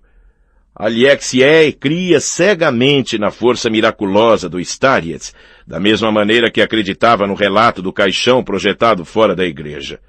Entre as pessoas que levavam ao Starets crianças ou parentes doentes para que ele lhes impusesse as mãos ou rezasse uma oração em sua intenção, via Alyosha muitos voltarem em breve, por vezes no dia seguinte, para agradecer-lhe de joelhos o ter-lhes curado seus doentes. Havia cura ou somente melhoria natural do estado deles? Alyosha nem sequer fazia a si mesmo a pergunta, porque acreditava absolutamente na força espiritual de seu mestre, e a glória dele era como o seu próprio triunfo. Batia-lhe o coração e ficava radiante, sobretudo quando o Starets saía a ter com a multidão dos peregrinos que o esperavam nas portas do eremitério, pessoas do povo vindas de todos os pontos da Rússia para vê-lo e receber sua bênção. Prosternavam-se diante dele, choravam, beijavam seus pés e o lugar onde ele se achava, lançando gritos. As mulheres estendiam para ele seus filhos, traziam possessos. O Starets falava-lhes, fazia uma curta oração, dava-lhes sua bênção, depois mandava-os embora. Nos derradeiros tempos, a doença havia-o de tal modo enfraquecido que mal podia ele deixar sua cela e os peregrinos aguardavam sua saída para o mosteiro, por vezes dias inteiros. Alyosha não perguntava a si mesmo absolutamente por que eles o amavam tanto, por que se prosternavam diante dele com lágrimas de enternecimento, vendo seu rosto. Compreendia perfeitamente que para a alma resignada do simples povo russo, vergado sob o trabalho e o pesar, mas sobretudo sob a injustiça e o pecado contínuos, o seu e o do mundo, não há maior necessidade e consolo do que encontrar um santuário ou um santo, cair de joelhos, adorá-lo. Se o pecado, a mentira, a tentação são nossa partilha, há, no entanto, em alguma parte do mundo um ser santo e sublime. Possui a verdade, conhece-a. Portanto, ele descerá um dia até nós e reinará sobre a terra inteira, como foi prometido. Alyosha sabia que é assim que o povo sente e até mesmo raciocina. Compreendia isto, mas que o Starets fosse precisamente esse santo, esse depositário da verdade divina aos olhos do povo, Estava disso persuadido tanto quanto aqueles mujiques e aquelas mulheres doentes que lhe estendiam seus filhos. A convicção de que o Starets, após sua morte, atrairia uma glória extraordinária para o mosteiro reinava na sua alma, mais forte talvez do que entre os monges. Desde algum tempo seu coração aquecia-se sempre mais à labareda de um profundo entusiasmo interior. Não o perturbava absolutamente nada ver no Starets um indivíduo isolado. Dá no mesmo, há no seu coração o mistério da renovação para todos, esse poder que instaurará por fim a verdade na terra, e todos serão santos, amar-se-ão uns aos outros. Não haverá mais nem ricos nem pobres, nem elevados nem humilhados. Todos serão como os filhos de Deus, e será isto o advento do reino do Cristo. Eis com que sonhava o coração de Alyosha. Parece que impressionou fortemente a Alyosha a chegada de seus dois irmãos, que ele não conhecia absolutamente até então. Ligara-se mais a Dmitri, se bem que este tivesse chegado mais tarde. Quanto a Ivan, interessava-se muito por ele, mas os dois jovens permaneciam estranhos um ao outro, e, no entanto, 2 meses se haviam passado, durante os quais viam-se bastante frequentemente. Alyosha era taciturno. Além disso, parecia esperar não se sabia o quê, ter vergonha de alguma coisa. Muito embora tivesse notado no começo os olhares curiosos que lhe lançava seu irmão, cessou Ivan em breve de prestar-lhe atenção. Alyosha sentiu por isso alguma confusão. Atribuiu a indiferença de seu irmão à desigualdade de sua idade e de sua instrução, mas tinha uma grande ideia.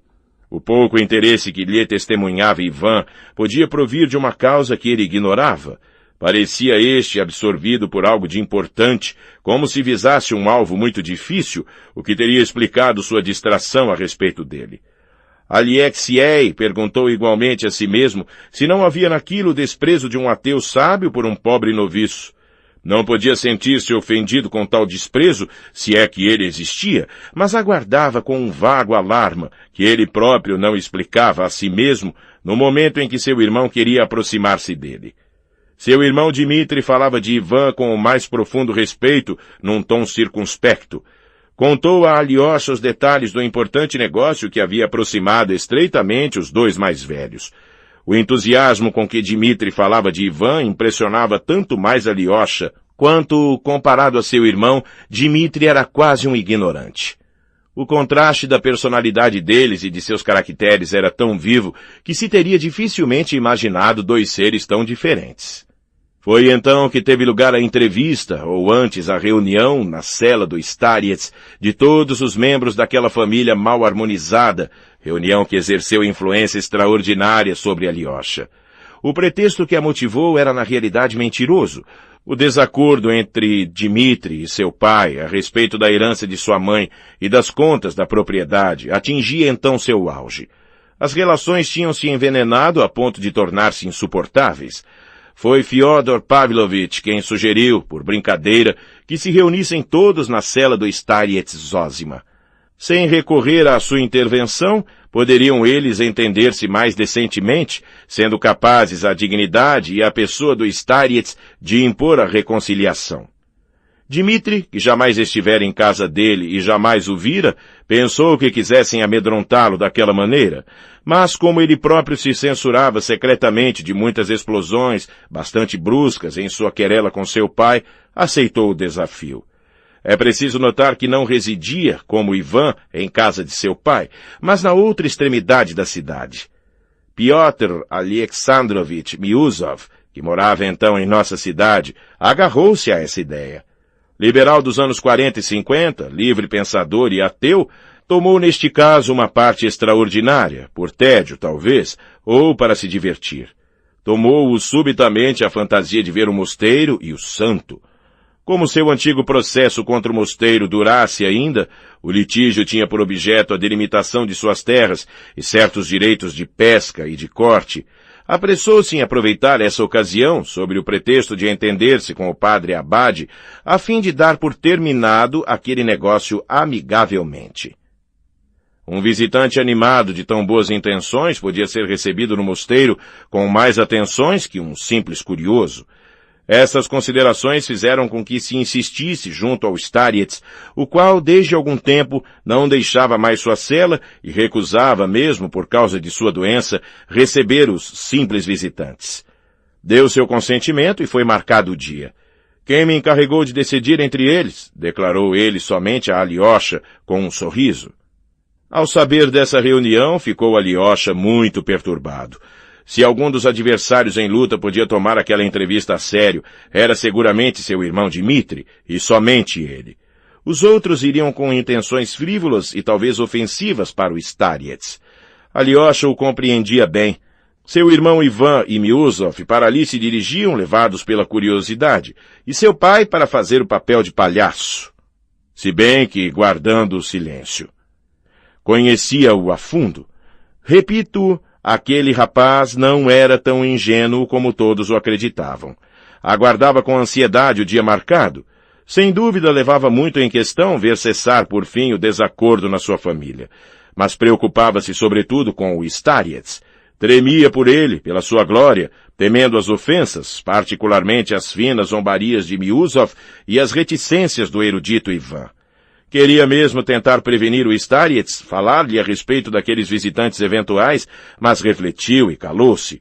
Na véspera do dia marcado, mandou dizer a Dmitri que o amava muito e esperava dele o cumprimento de sua promessa. Dmitri, que procurou em vão lembrar-se de ter prometido alguma coisa, respondeu-lhe por carta que faria tudo para evitar uma baixeza. Embora cheio de respeito pelo Starets e por Ivan, via naquilo uma armadilha ou uma comédia indigna. Entretanto, preferirei engolir minha língua a faltar ao respeito ao santo homem que veneras, dizia Dmitri, terminando sua carta. Alyosha nem por isso ficou reconfortado. Livro 2. Uma reunião intempestiva.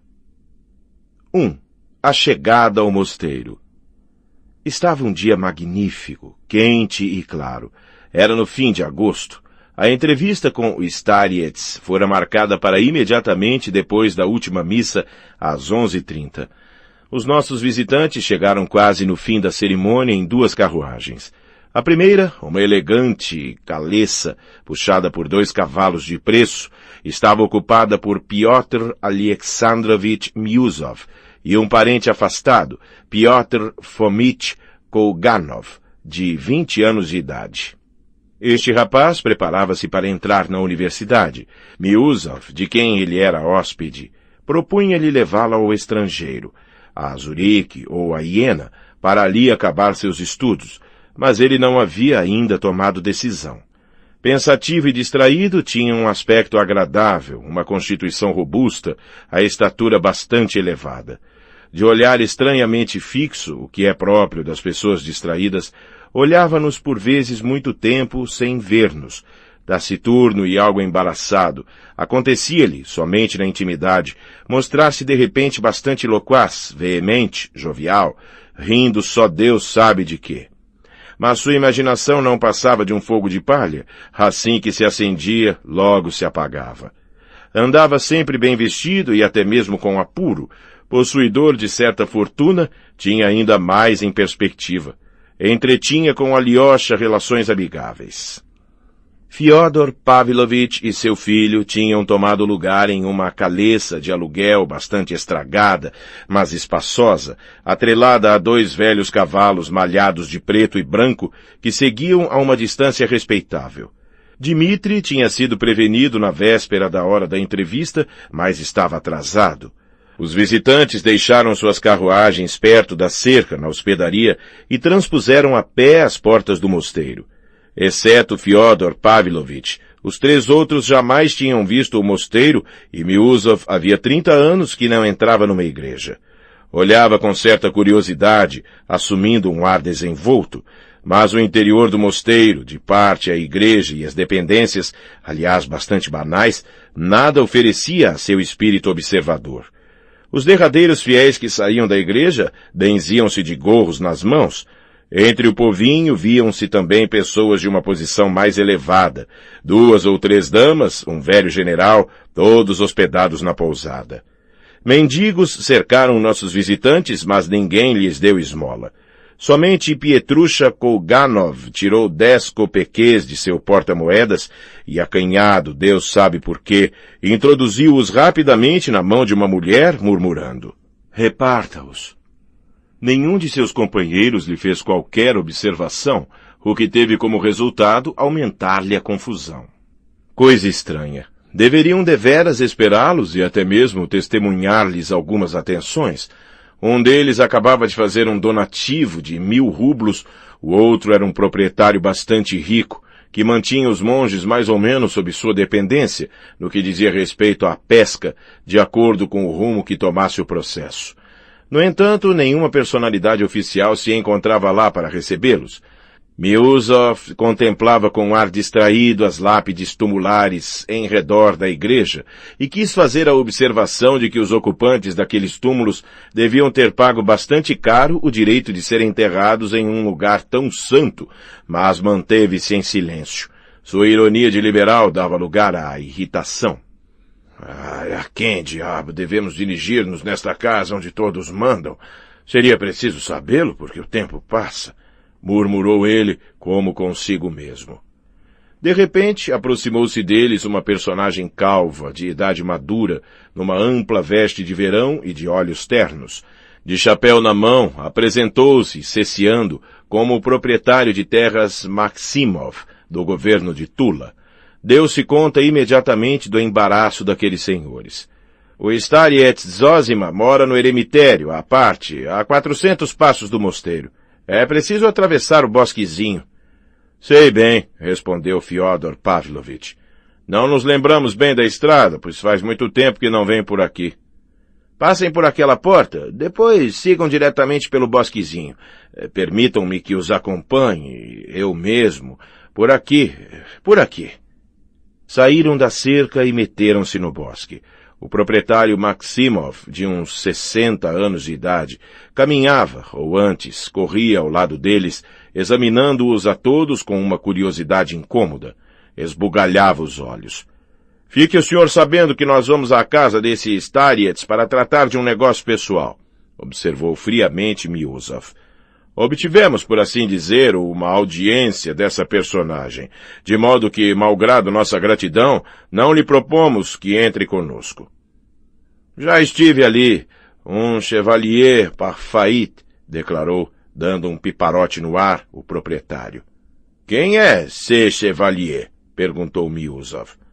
O Stariets, o famoso Stariets, a glória e a honra do mosteiro, Zosima. Aquele Stariets, vejam. Sua tagarelice foi interrompida por um monge com capuz, de pequena estatura, pálido e desfeito, que alcançou o grupo. Fyodor Pavlovich e Miusov pararam.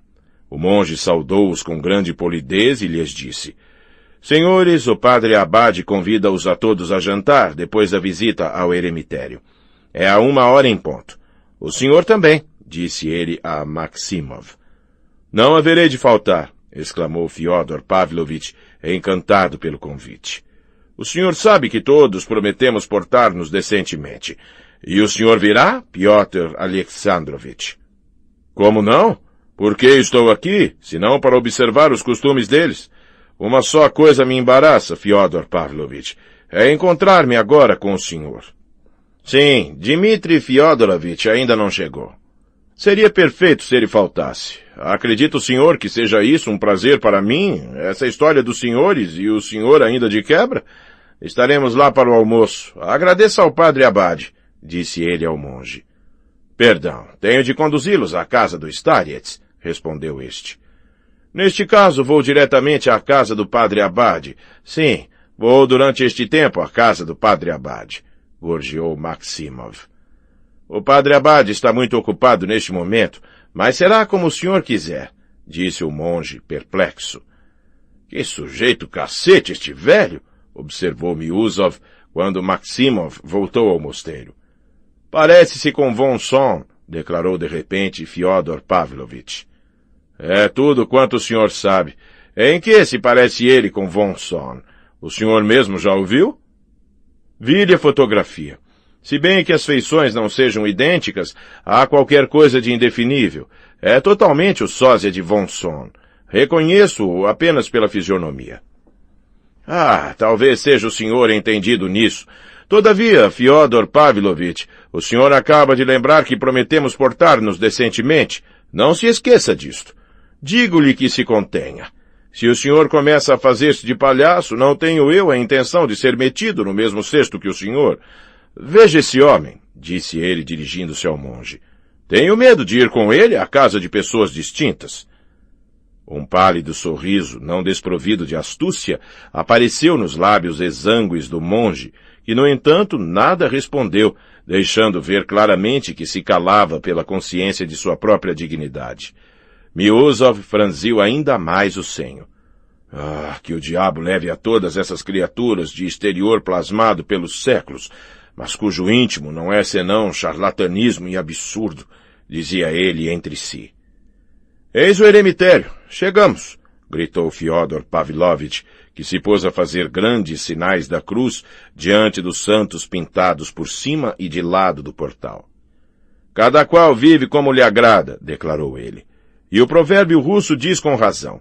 A monge de uma outra ordem, não imponhas tua regra. Há aqui 25 bons padres que tratam de sua salvação, contemplam-se uns aos outros e comem couves. Nenhuma mulher transpôs esse portal, eis o que é espantoso.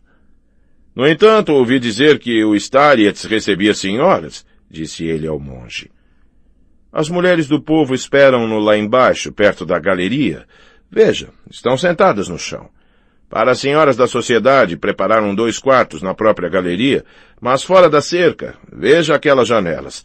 O Starets ali chega por um corredor interno, quando sua saúde lhe o permite. Há uma senhora Koklakova, proprietária em Kharkov, que quer consultá-lo a respeito de sua filha, atacada de fraqueza. Teve de prometer vir vê-las, se bem que nestes últimos tempos esteja muito fraco e não se mostre em público. Há, pois, no eremitério uma porta entreaberta do lado das senhoras. Não estou fazendo mau juízo, meu padre. No Monte Athos, o senhor deve saber, não somente são proibidas as visitas femininas, mas não se tolera nenhuma mulher, nem fêmea, galinhas, peruas, bezerras. Fyodor Pavlovich, vou-me embora e deixo-o sozinho.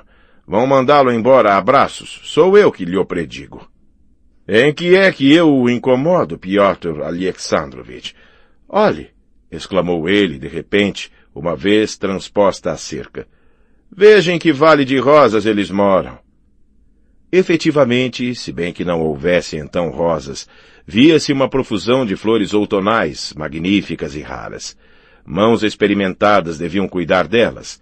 Havia canteiros em redor das igrejas e entre os túmulos. Flores cercavam ainda a casinha de madeira, um rés do chão, precedido de uma galeria, onde se encontrava a cela do Starets. Era assim também no tempo do Starets precedente, Varsonov? Dizem que ele não gostava da elegância, arrebatava-se e recebia mesmo as senhoras às bengaladas, observou Fyodor Pavlovich, subindo o patamar. O Starets Varsonov parecia por vezes, com efeito, um pobre de espírito, mas exagera-se muito a este respeito. Nunca bateu em ninguém com o báculo, respondeu o monge. Agora, senhores, 1 minuto, vou anunciá-los. Fyodor Pavlovich, pela derradeira vez lhe digo. Comporte-se bem, do contrário. Ai do senhor, murmurou ainda uma vez Miusov. Gostaria bem de saber o que o comove dessa maneira, observou Fyodor Pavlovich zombeteiro. São seus pecados que o amedrontam? Porque dizem que com um simples olhar adivinha ele com quem está tratando.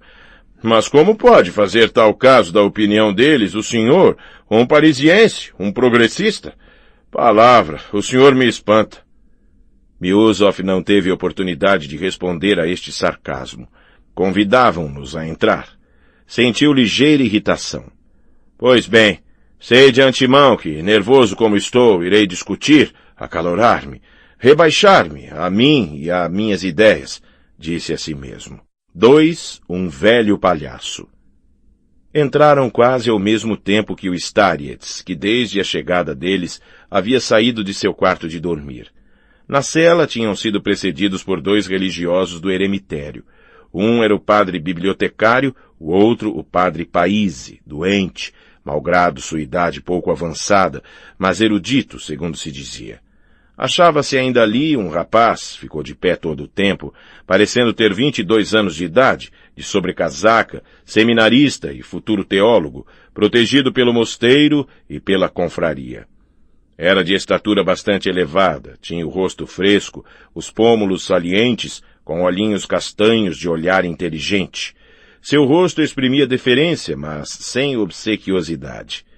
Não cumprimentou os visitantes, considerando-se não como igual deles, mas como um subalterno. O Starets Zósima apareceu em companhia de um noviço e de Alyosha. Os religiosos levantaram-se, fizeram-lhe profunda reverência, com os dedos tocando a terra, receberam sua bênção, beijaram-lhe a mão. A cada um deles, o Starets respondeu com uma reverência semelhante, com os dedos tocando a terra, pedindo-lhes por sua vez sua bênção. Aquela cerimônia, marcada de grande seriedade, nada tendo de etiqueta vulgar, exalava uma espécie de emoção. No entanto, pareceu a Miusov que aquilo se fazia com uma finalidade de sugestão premeditada. Conservava-se à frente de seus companheiros. Teria sido conveniente, quaisquer que fossem suas ideias, e por simples polidez, para se conformar com os usos, que se aproximassem do Starets para receber sua bênção, senão para beijar-lhe a mão. Foi no que pensara na véspera, mas as reverências e os beijos dos monges fizeram-no mudar de resolução. Fez uma reverência grave e digna de homem da sociedade e foi sentar-se. Fyodor Pavlovitch fez a mesma coisa, macaqueando dessa vez Miusov. A saudação de Ivan Fyodorovitch foi das mais corteses, mas também ele conservou seus braços ao longo dos quadris. Quanto a Kolganov, tal era sua confusão que não fez saudação nenhuma. O Starets deixou recair sua mão prestes a abençoá-los e convidou todos a sentarem-se. O sangue subiu às faces de Alyosha, estava envergonhado. Seus maus pressentimentos realizavam-se.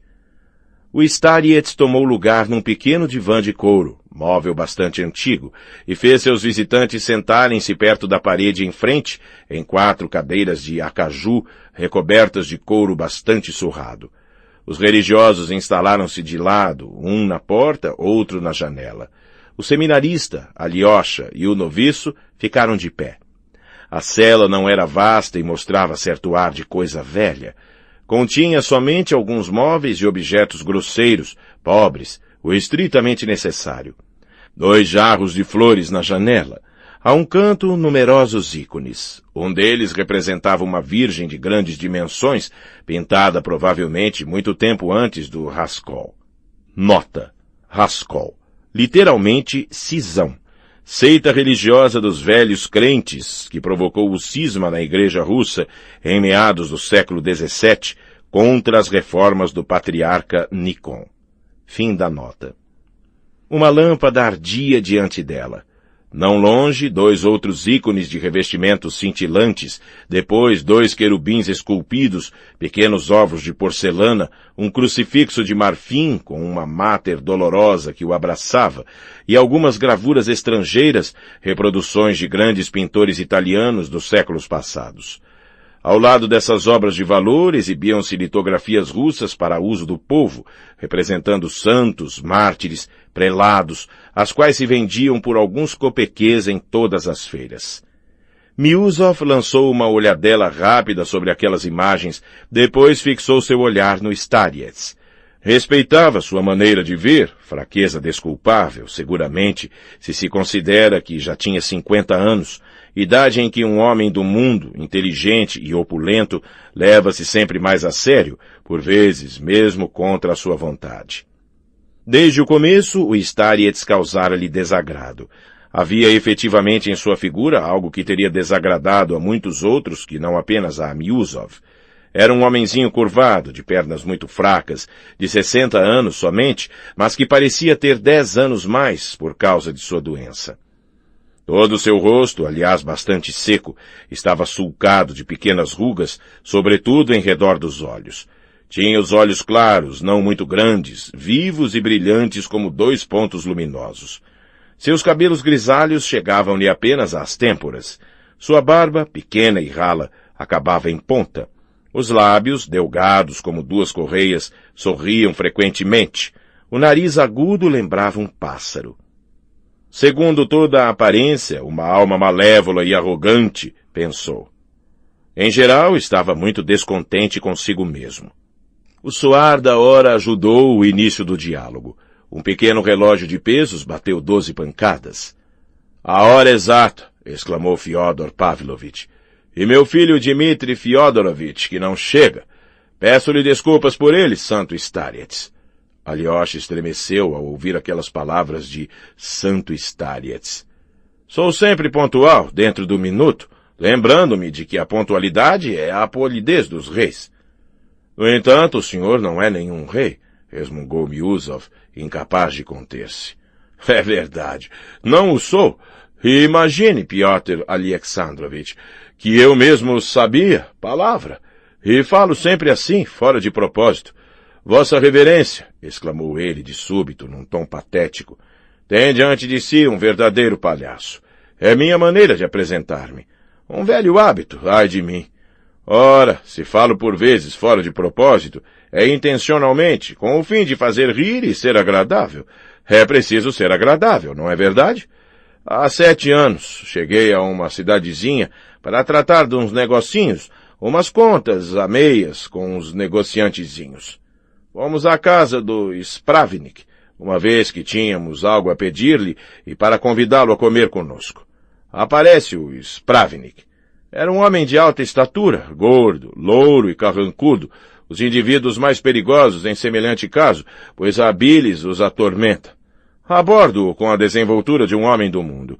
Senhor Spravnik, disse eu, o senhor será talvez, por assim dizer, o nosso Napravnik? Que Napravnik? Perguntou ele. Vi imediatamente que aquilo não pegava, que ele continuava todo grave. Obstinei-me. É uma brincadeira, quis tornar todos alegres, porque o senhor Napravnik é um chefe de orquestra conhecido. Ora, para a harmonia de nosso empreendimento, precisamos justamente de uma espécie de chefe de orquestra. Nota. Napravnik. Nome forjado, do verbo napraviliat, endireitar, dirigir. Fim da nota. A explicação e a comparação eram razoáveis, não? Perdão, disse ele, sou Spravnik e não permito que se façam trocadilhos a respeito de minha profissão. Volta as costas e retira-se. Corro atrás dele, gritando, sim, o senhor é Spravnik e não Napravnik. Não, replicou ele, o senhor disse, sou Napravnik. Imaginem que isso fez fracassar nosso negócio. Nem por isso me emendei. Prejudico-me por causa de minha amabilidade. Certa vez, há muitos anos, dizia eu a uma personagem importante. Sua esposa é uma mulher conseguenta, no sentido de ser muito sensível em questões de honra, de qualidades morais, por assim dizer, ao que ele me replica. O senhor lhe fez cócegas? Não pude conter-me. Banquemos o amável, pensei. Sim, fiz-lhe cócegas. Mas então quem me fez cócegas foi ele. Aconteceu há muito tempo. Por isso não tenho vergonha de contá-lo. É sempre assim que causo prejuízo a mim mesmo. E está causando agora, murmurou Miusov com desagrado. O Starets examinava um a um em silêncio. Deveras? Imagine que já o sabia, Pyotr Alexandrovitch, e até mesmo saiba que pressentia o que faço, desde que comecei a falar, e até mesmo, saiba-o, pressentia que seria o senhor o primeiro a observar-me isso. Nesses momentos, quando vejo que minhas pilhérias não dão resultado, reverendíssimo senhor, minhas bochechas começam a dessecar-se na direção das gengivas, tenho quase como uma convulsão. Isso remonta à minha mocidade, quando era parasita em casa dos nobres e ganhava meu pão por meio dessa habilidade. Sou um palhaço autêntico, inato, reverendíssimo senhor. A mesma coisa que um idiota.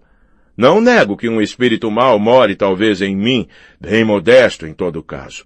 Se fosse mais importante, ter-se-ia alojado em outra parte, somente não no senhor, Pyotr Alexandrovitch, porque o senhor não é importante. Em compensação, creio em Deus.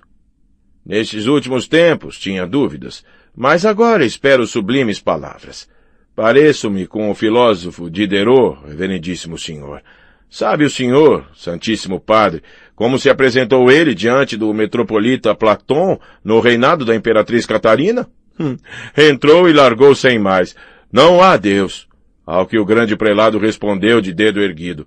O insensato disse em seu coração, não há Deus. Imediatamente Diderot lançou-se a seus pés. Creio, exclamou ele, e quero ser batizado. Batizaram-no ali mesmo.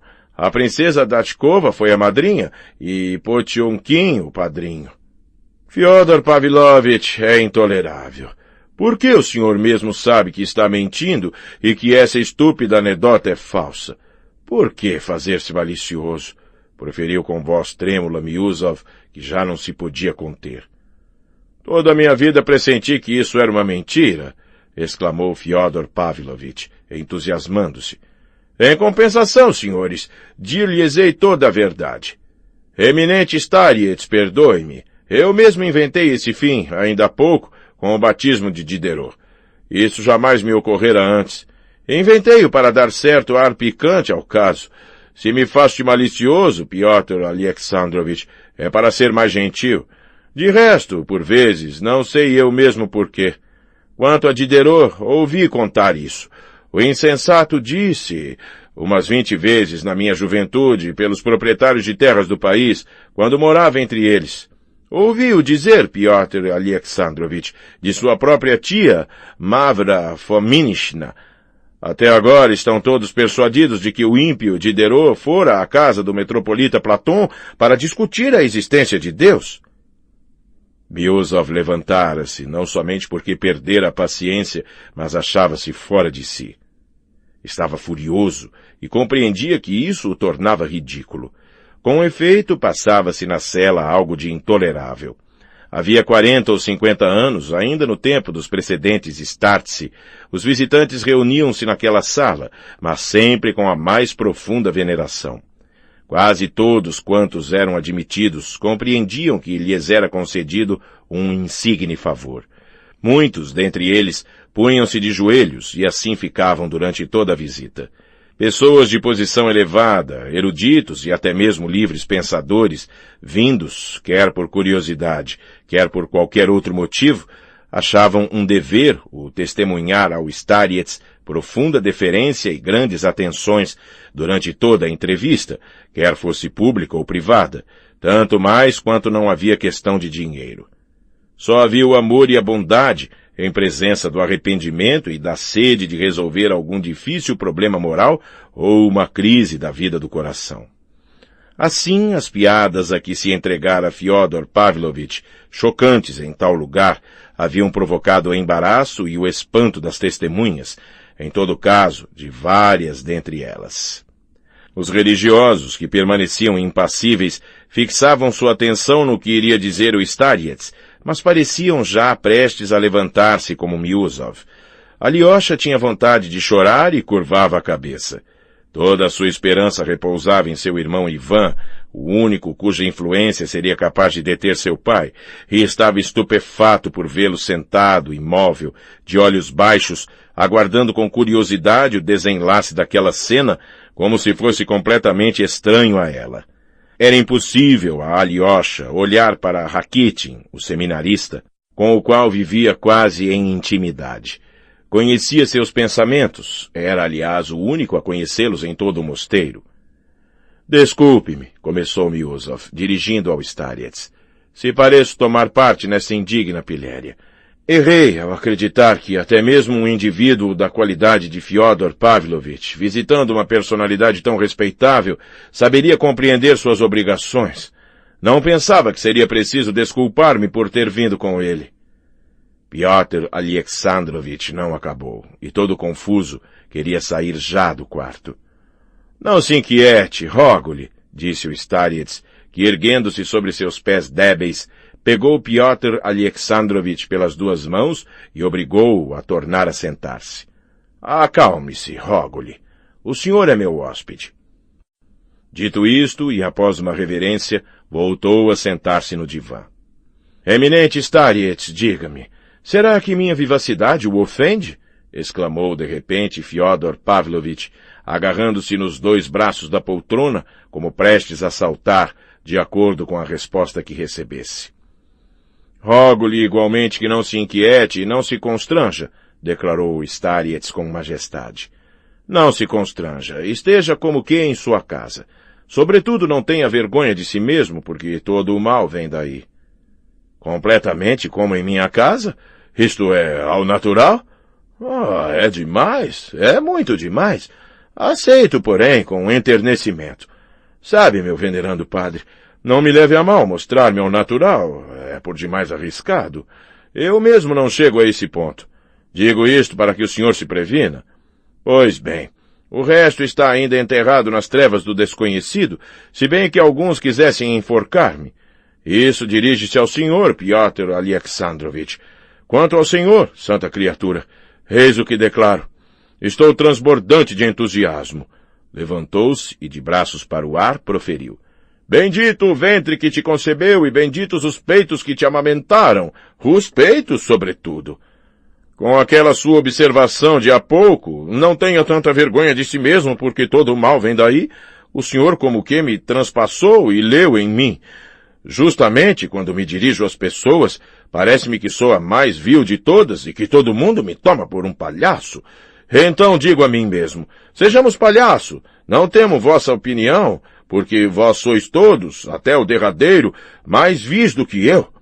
Eis porque sou palhaço, por vergonha, eminente padre, por vergonha. Somente por timidez é que me faço de valentão. Porque se estivesse certo, ao entrar, de que todos me acolheriam como um ser simpático e ajuizado, meu Deus, como eu seria bom! Mestre, pôs-se de repente de joelhos, que é preciso fazer para ganhar a vida eterna? Mesmo então era difícil saber se brincava ou cedia ao enternecimento. O Starietz ergueu os olhos para ele e declarou sorrindo. Há muito tempo que o senhor mesmo sabe o que é preciso fazer. Não lhe falta senso. Não se entregue à embriaguez e à intemperança de linguagem. Não se entregue à sensualidade, sobretudo ao amor ao dinheiro. E feche seus botequins de bebida, pelo menos 2 ou 3, se não pode fechá-los todos. Mas, sobretudo, antes de tudo, não minta. É a propósito de Diderot que o senhor diz isso? Não, não é a propósito de Diderot.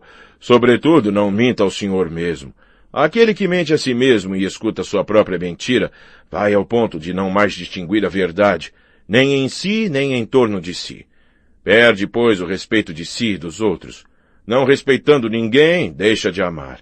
E para se ocupar, e para se distrair, na ausência de amor, entrega-se às paixões e aos gozos grosseiros. Chega até à bestialidade em seus vícios, e tudo isso provém da mentira contínua a si mesmo e aos outros. Aquele que mente a si mesmo pode ser o primeiro a ofender-se. É por vezes bastante agradável ofender a si mesmo, não é verdade? Um indivíduo sabe que ninguém o ofendeu, mas que ele mesmo forjou uma ofensa e mente para embelezar, enegrecendo de propósito o quadro, que se ligou a uma palavra e fez de um montículo uma montanha. Ele próprio sabe, portanto, é o primeiro a ofender-se, até o prazer, até experimentar uma grande satisfação, e por isso mesmo chega ao verdadeiro ódio. Mas levante-se, sente-se, rogo-lhe. Isto também é um gesto falso. Bem-aventurado, deixai-me beijar-vos a mão. Fyodor Pavlovich levantou-se e pousou os lábios sobre a mão descarnada do Starietz. Justamente, justamente. Ofender-se a si mesmo causa prazer. O senhor disse-o tão bem como jamais o ouvi dizer. Justamente, justamente. Senti prazer em toda a minha vida com as ofensas, por um sentimento de estética, porque ser ofendido não somente causa prazer, mas por vezes é belo. Eis o que o senhor esqueceu, eminente Starietz. A beleza. Notá-lo-ei no meu caderninho. Quanto a mentir, não faço senão isso em toda a minha vida, a cada dia e a cada hora. Na verdade, sou mentira e o pai da mentira. Aliás, creio que não é o pai da mentira. Embaraço-me nos textos. Pois bem, o filho da mentira, e isto basta. Somente, meu anjo, pode-se por vezes florear a respeito de Diderot. Isso não faz mal, ao passo que certas palavras podem fazer mal. Eminente Starietz, a propósito, recordo-me de que há 3 anos tinha prometido a mim mesmo vir aqui informar-me e descobrir com insistência a verdade. Peça somente a Piotr Alexandrovich que não me interrompa. Eis de que se trata. É verdade, reverendo padre. O que se conta em alguma parte das vidas dos santos a respeito de um santo taumaturgo que sofreu o martírio pela fé e depois de ter sido decapitado, ergueu do chão sua cabeça e, beijando-a delicadamente, a carregou muito tempo em seus braços? É verdade ou não, meus padres? Não, não é verdade, disse o Starietz. Não há nada de semelhante em nenhuma vidas dos santos. A propósito, de que santo diz o senhor que se relata esse fato? Perguntou um religioso, o padre bibliotecário. Ignoro qual. Não tenho conhecimento disso. Induziram-me em erro. Ouvi-o dizer e sabe por quem? Por esse mesmo Piotr Alexandrovich Miusov, que ainda há pouco se zangava a respeito de Diderot. Era ele quem contava isso. Jamais lhe contei isso, pela razão muito justa de que não converso nunca com o senhor. É verdade que não contou isso a mim, mas numa reunião social em que me encontrava há 4 anos. Se lembrei o fato, é que o senhor abalou minha fé com essa narrativa cômica. Piotr Alexandrovich, o senhor de nada sabia, mas voltei para minha casa com a fé abalada, e desde então vacilo cada vez mais. Sim, Piotr Alexandrovich, foi o senhor, causa de uma grande queda. É coisa bem diversa de Diderot. Fyodor Pavlovitch acalorava-se de uma maneira patética, se bem que fosse evidente para todos que ele de novo não fazia senão exibir-se. Mas Miusov estava exacerbado. Que absurdo! Como tudo isso, aliás, murmurou ele. Talvez tenha-o dito uma vez, na verdade, mas não ao senhor. Falaram-me disso. Ouvi em Paris um francês contar que se lê entre nós este episódio na missa, nas Vidas dos Santos. Foi um erudito que tem especialmente estudado a estatística da Rússia, há muito tempo. Quanto a mim, não li as Vidas dos Santos e não as lerei. Pode-se bem dizer coisas durante o jantar. Nós estávamos jantando, então. Sim, os senhores estavam jantando, então, e eu perdi a fé, disse para aborrecê-lo Fyodor Pavlovitch. Que me importa sua fé, ia gritar Miusov, mas conteve-se e proferiu com desprezo. O senhor emporcalha literalmente tudo quanto toca. O Starietz levantou-se de repente. Desculpem-me, senhores, deixá-los a sós por alguns minutos, disse ele, dirigindo-se a todos os visitantes. Mas já me esperavam antes da chegada dos senhores. Quanto ao senhor, abstenha-se de mentir, acrescentou, voltando-se para Fyodor Pavlovitch com o rosto alegre. Saiu da cela. Alyosha e o noviço lançaram-se a ajudá-lo a descer a escada. Alyosha sufocava. Sentia-se feliz por sair, feliz igualmente por ver o Starietz alegre e não ofendido. O Starietz dirigia-se para a galeria a fim de abençoar aquelas que o esperavam, mas Fyodor Pavlovitch deteve-o às portas da cela. Bem-aventurado! Exclamou ele sentimentalmente. Permita-me que lhe beije ainda uma vez a mão. Com o senhor pode-se conversar, pode-se viver. O senhor pensa que minto sempre assim e que banco de palhaço? Era para verificar se pode viver com o senhor, se há lugar para minha humildade ao lado de sua altivez. Passo-lhe um certificado de sociabilidade. Agora, nem mais uma palavra. Vou sentar-me e ficar em silêncio. Cabe ao senhor falar, Piotr Alexandrovich. O senhor passa a ser a personagem principal por 10 minutos. 3. As mulheres crentes. Embaixo da galeria de madeira que dava para o muro exterior do recinto, apertavam-se umas 20 mulheres do povo. Tinham-nas prevenido de que o Starietz sairia afinal e haviam-se agrupado à espera. As proprietárias Koklakov esperavam-no igualmente, mas num quarto da galeria, reservado às visitantes de qualidade. Eram 2, a mãe e a filha. A primeira, senhora rica e sempre trajada com gosto, era ainda bastante jovem e de exterior bastante agradável, de olhos vivos e quase negros. Tinha apenas 33 anos e estava viúva havia 5. Sua filha, de 14 anos, tinha as pernas paralíticas. A pobre menina não andava mais havia 6 meses. Carregavam-na numa cadeira de rodas. Tinha um rosto delicioso, um pouco emagrecido pela doença, mas alegre. Algo de folgazão brilhava nos seus grandes olhos sombrios de longas pestanas. Desde a primavera estava a mãe disposta a levá-la ao estrangeiro, mas trabalhos efetuados em suas terras haviam-nas retardado. Desde uma semana viviam em nossa cidade, mais por negócios que por devoção, mas já tinham visitado Starietz 3 dias antes. Agora voltavam, e embora sabendo que o Starietz não podia quase receber mais ninguém, suplicavam que lhes concedesse a felicidade de ver o grande curador. Aguardando a vinda dele, a mãe estava sentada ao lado da poltrona de sua filha. A 2 passos mantinha-se de pé um velho monge vindo de um longínquo convento do norte e que desejava receber a bênção do Starietz. Mas este, quando apareceu na galeria, dirigiu-se diretamente ao povo. A multidão comprimia-se em torno do patamar de 3 degraus que reunia a galeria baixa ao solo. O Starietz manteve-se no degrau superior, revestiu-se da